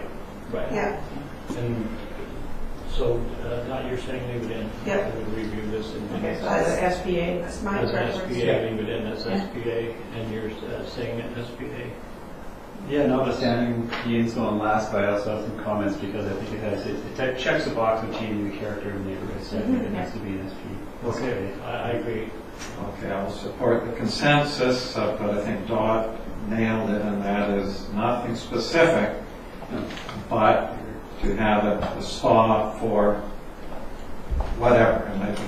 We haven't decided, is that going to be a theme, or is that going to be a bunch of individuals doing different things, but coordinated? It's not for us to decide. Well, we're not deciding to put it Exactly. into a special area that requires. All right. As long as somehow, in some way, and I think Frank, will leave to Frank and Dave to determine the best way Sure. to deal with it, that it recognizes that it needs to be some type of a lower impact type I of. don't think we need to specify that, No. though, Dave. No. That's the whole Because point that's with all when of they these, bring that it they in. have Okay. to meet criteria that It's not meets for us to the say. community's vision, Yeah. whatever that is. And they may not have a vision for that particular property. So, from my point of view, if I'm one of those property owners, I have to come forward with something that I think Satisfies is going to the satisfy community. community needs and benefit the community at large, and generally not have that detrimental impact that people are fearful of. And if it's an SPA, then it will be incumbent upon a developer to make sure they go through the right process to establish that. Yeah. That's the whole point of having this designation of an SPA. Right. Okay, so we're coordinate the properties. So we're in agreement on that, we're unanimous then. And the last property being the one put it in, Ian's recommendation, put it in, the 18-acre property. This piece? Yeah. Okay, just to clear, it's just that one property? I don't get why it would be an SPA. It's already zoned residential. They've already got their zoning. Well, so are all of them. Well, but so, Every last one of them, there's all residential. so it just needs to make an application. So you can say the same for the others. I'm trying to be consistent. We've already seen that it's not consistent that they've made an application rezoning, because some of them haven't, right? So I always harp on this consistency in principle. If you do it in one, that's the principle, and everyone should be equal in that, that's all. Okay, so Denise, you're saying it doesn't need to be included. I'd just like to, just more kind of, I'm just trying to think of it. Sure. I hadn't considered that one before going into a. We'll skip over to Has it been before the public? No, and that would be my issue. But that's not the owner's fault. Right. No, it doesn't check the changing the character of community box for me, so I wouldn't put it as an SP. I agree. I don't think it would. Additionally, it's part of that. I mean, it's a separate piece, but it's part of the golf course property. So why? No, you can't say No, like, it's a separate parcel. I know It just happens to be owned by the same. Okay. Could be sold. But I agree. Based on its designation and its zoning, if you develop it, it's not going to change the character of the neighbourhood. It's No, going to, I- unless you want to rezone it, Yeah. and then you go through the rezoning process. Process in place. Yeah, I would tend to agree too. Looking at that, it's, they may want to develop it the same as that, as the Chelsea area. They may want to do something more intensive, and something more intensive when they go through rezoning. Yeah. we don't know what they want to do I with see it. it. And it could be in the last vote here. Yeah, no, it's likely going to be a CDBC or a spa anyway, because Frank's, when it comes to rezone, right? So, for me, That's what he wants to do. Yeah. it's so important. You missed the forest for the trees here. It's so important because of the green corridors that link to the golf course, which links to the northern corridor. I explained all that. That's why it's so critical, so important. What can you do? So I'll be the only yes for that one. Another loud I resounding thought you yes. said you'd go with the consensus. Not Question, this time. it's almost 9 o'clock, how late are we sitting? Till 9 o'clock, I think. Yeah. Is that okay with everybody? Half an hour Recess ago. at 9 o'clock? Yes. Well, We've only got 20 more. Yeah, The hard one. these are the hardest. This was supposed to be a workshop, so why is it called a workshop when it's just another meeting? I cleared my calendar for today, and then yesterday I see the time, it's 6 o'clock, so Oh, I was all set, I was gonna pack my lunch, and maybe There's it's a lunch for lunch, get an early start. Well, Should I make it in the 10 minutes we have left, this managing growth is another difficult one, yeah. So, a question to the chair, I guess, do you want to dive into that one now, or? Take a look. Is there an easy one? Myself. Yeah, I think it's no point in starting it if we're not going to get anything done with it. You want to, I mean, how about, how about if, Dave, if you address it and then we'll give us some food for We can think about it.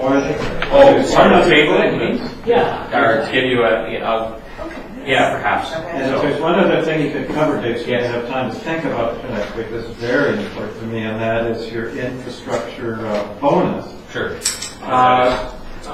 If you could address that just exactly, that was my whole idea of the golf course, by the way, but anyway, to address just exactly what that is, because for these properties, Clark Drive is adjacent to where the water and sewer lines are going through. Rumming is right adjacent to sewer water here. Yep. And so when you say this infrastructure, surely you're not talking about rewarding them for servicing their own property. Sure. So I'll if you could try address and, because that is new in the warrants, of course, warrants detailed discussion. So I'll just pull forward a couple of, I'll deal with this one, and then I'll just pull forward the Or do you want to just leave the managing growth go, Dave, because it's a yeah, it's a big one. It's Yeah. a big one, so It's maybe no we're digress. starting it, yeah, let's jump to the one we can get done. Okay. Well, if I understood correctly, I'm supposed to sort of table information and then you're going to think about it and pick it up next time? Yeah. Okay.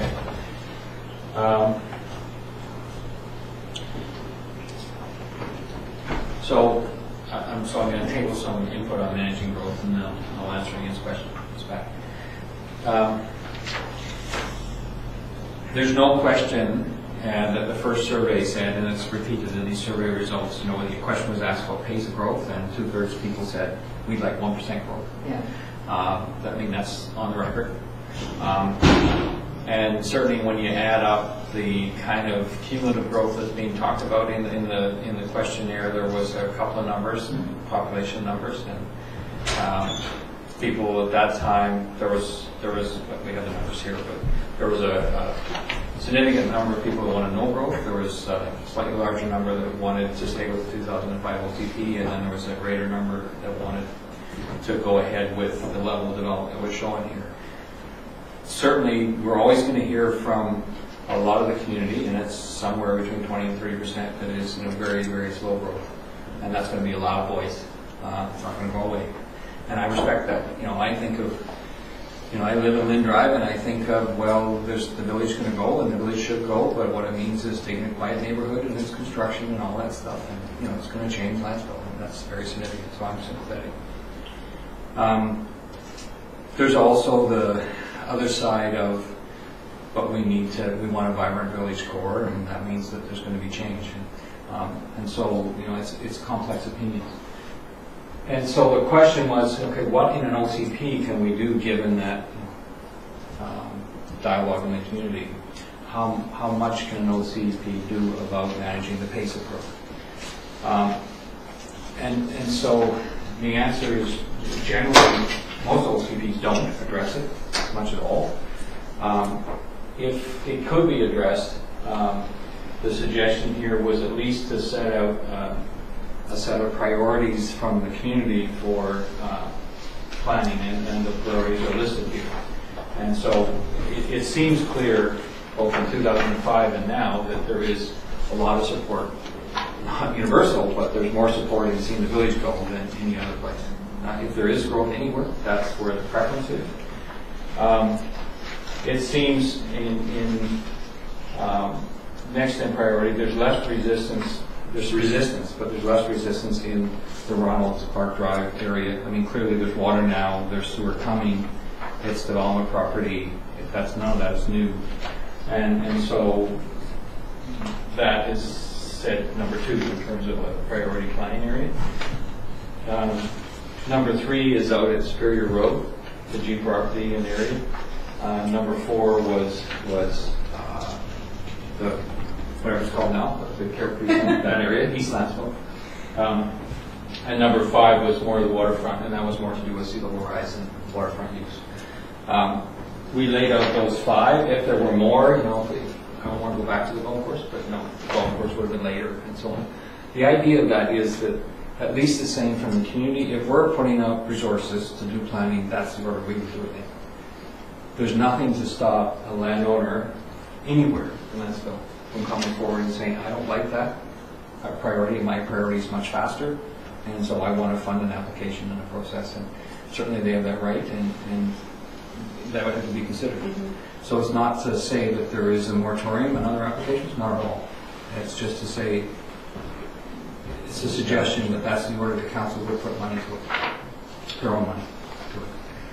That's about as far as I can see that would at least provide an order. It's not, and so I don't see much more than an OCP would do than that. It's like a statement of intent. And so maybe, I guess we're supposed to table this, David. Well, no, I just have one comment I wanted to make, just a clarification, is Area 2, it actually has sewer to it, but sewer's been extended up under the highway already? Yes. Right, where? Yeah. Yeah, Along so there. along That's there. right. So some of those have sewer now. So sewer is right to that Yeah. property. And some of it would be extended along Yeah. Park Drive. So I'll table that. And then the other one was about density. A lot of this you have seen before about criteria, but certainly this table, so we were taking the very complex tables we've looked at before and trying to create something that was even mildly approachable by the public. And so this is our attempt at that, and it's not perfect yet. But areas that you've heard about before when we discussed here is the idea of bonus for ESA dedication. And I'll maybe touch a little bit in the comments. There was a discussion from this table that the amount of density bonus for that should be less than usable land, and we've respected that. There are several comments in the responses that say there should be no density bonus for that. What people don't understand is that there's, although the water course itself can be made to be dedicated, right? The landowner has the option of just subdividing the rest of it like they do around the other side of Park Drive and keeping it private property with a covenant. Usually those covenants aren't effective, and you wouldn't have a trail, there'd be no public access. So the response didn't understand that there is a difference.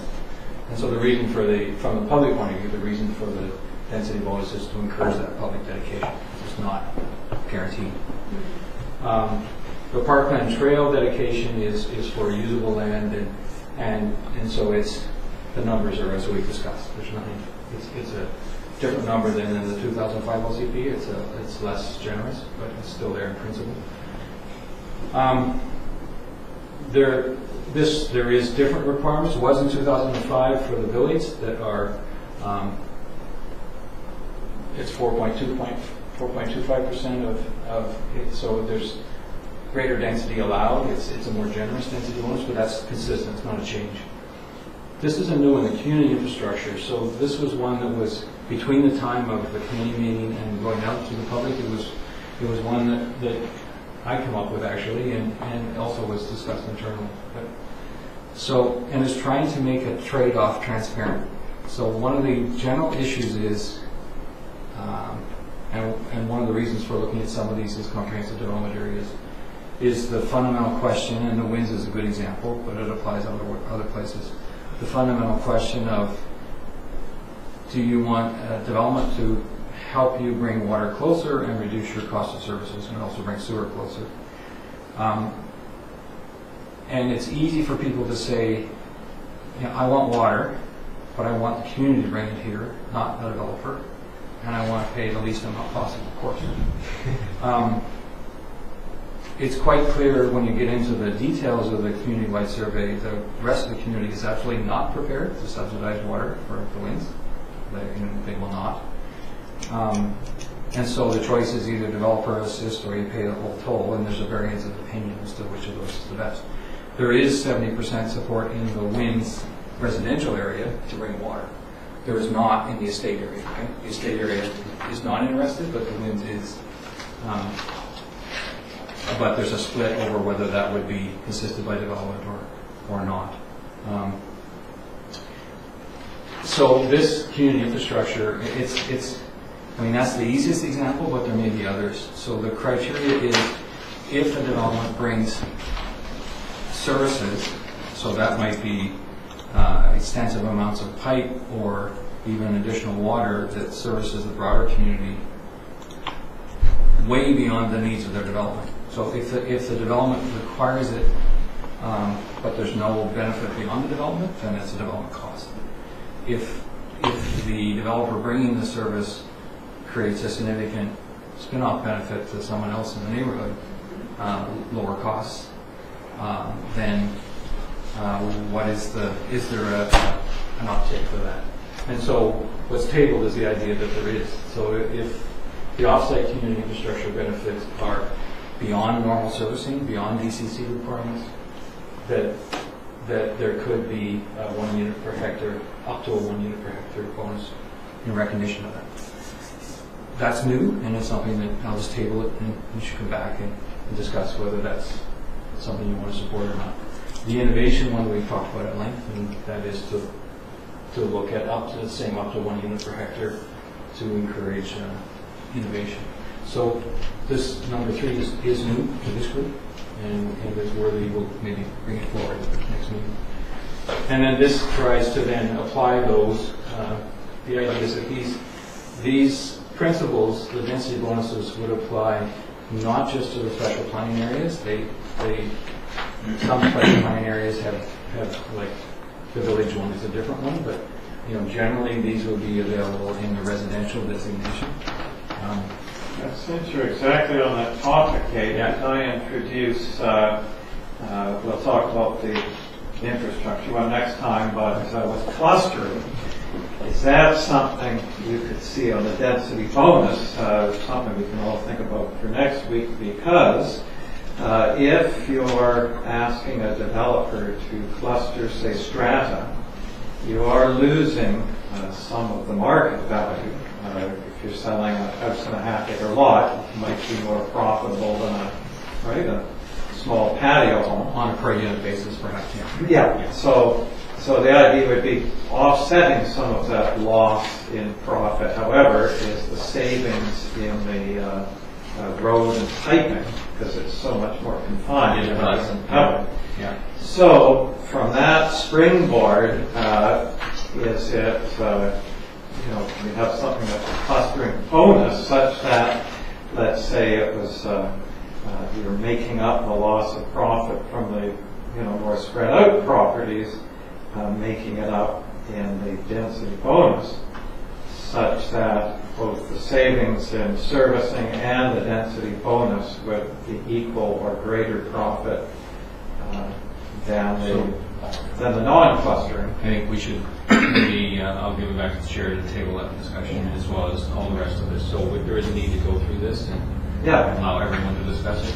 At the moment, that idea of clustering is embedded in the innovation one, but and it is allowed in general. Even the 2005 OCP encourages clustering. It's not. So let's table it. Okay. Good. So we've got lots of food for thought for next week, where we will reconvene, same place, same time, Next Tuesday. Tuesday. next Tuesday. No time at all. Sorry, the public participation, there's a question. Sorry. Sorry, are we allowed to make some comments? Yes, please. Okay, thank you. I'll try and be quick. The wins data that you just gave, about 70% supported. I'd like to clarify that because I think it's important because 24% of people actually said no water extension to the neighborhood, period. Yeah. 35% said yes, extend to the neighborhood with no significant development. Yeah. So to group that into 70% like you suggested, no, you got to peel that piece Let's out. discuss that. So let's discuss that. Okay, I'm going to turn to it. Yep. It's on That page is- It was 34. question 20B. Thanks. Because I was gonna bring that up. where it I'm applies not is... suggesting that people that those people support development. Yep. That's not the point. The question is just around, do people wish water supply? Yes, but it has a very big impact on then the subsequent decisions and discussions on CACs and so forth. So, But the question is just, do people wish water supply? 24% say no, right? And then the other two, they're split between those who say, I want water supply, but I put no significant development. Yep. Or those who say, I want water supply and I want development to make it less expensive. Right. The question on the one that's questionable is the water supply with no significant development. yeah. I guess there's two ways to read it, and to be honest. One is some of those people are saying, I don't want to wait for development, I want water supply right now. Other people are saying, I don't want development, but I want water supply. And others are willing to pay, either I'm willing to pay the full toll, or others again would have thought perhaps, I expect a subsidy from somewhere. I expect the rest of the community or senior government to somebody to reduce my cost. It's difficult to read. To me, I read it as just on the water question. Do I want water or do I not? That's the main point of that question. There are other questions that deal with do I want development or do I not, and I don't want to mix them. And I agree They're fully. separate questions. I agree fully, but I'm very concerned that it will be I don't mean cross-referenced. I don't mean to. Yeah. When I And talk not about you, who but- wants water, it's just about who wants water. It's not to mix it in with who But wants that's why water. you can't put it in with the density bonusing.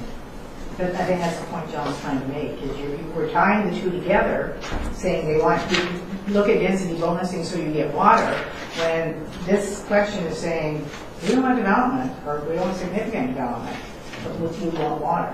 Which to me says, I'm willing to pay for it, but I don't want a lot of density over this.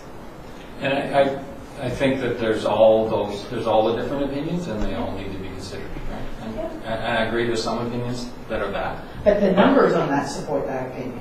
35% plus the 24, 59% of the people in the wins say no water extension to the neighborhood or extend existing parcels, no significant new development under the water question. So, Well, to me, that's mixing the land use question with the water question. This is just a water question. Do I want water? The other questions deal with the land use question. Do I support development or not? and then, we can debate it next week. Okay. There's an answer to that. But All right, okay. Sir, but to take that one step further, then why was it broken into extend with no significant development or extend when new development? Like if you were trying to decouple it from development, Yeah, that well, shouldn't have even been in there. The focus of the question is actually, and there are, cost estimates, gross cost estimates associated with, so there's a different cost. Right? Yep. And so I know the intent of the question, at least when we wrote it, was to let people look at the different costs and the trade-off between cost with development and cost without. And it's am I willing to pay the extra cost because I don't want the development? Yeah. Because costs are very significant. Okay. Either way.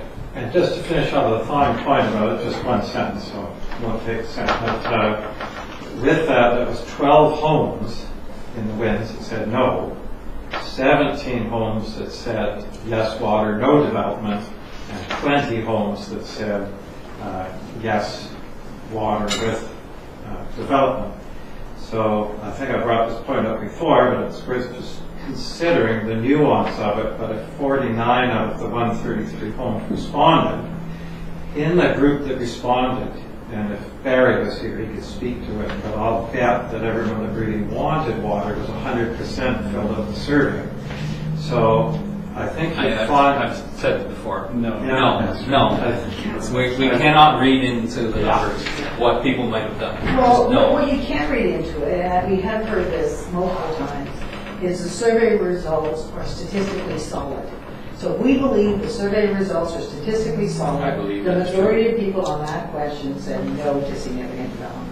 It's a water question. Jeez. But they draw We can and read tie this. it to development. That's in there in the point. It's a I water think it's a question. good point, and I'm right, but anyway. Yeah. Okay, folks, Kurt, can I? Oh, sorry. Now, I'm going to allow this, but this is just a recess. This is not the end of the meeting for public input, just so that was clear. Go ahead. Okay, thanks. So I want to go back to Dave Reed's comment at about 9 o'clock on managing the pace of growth.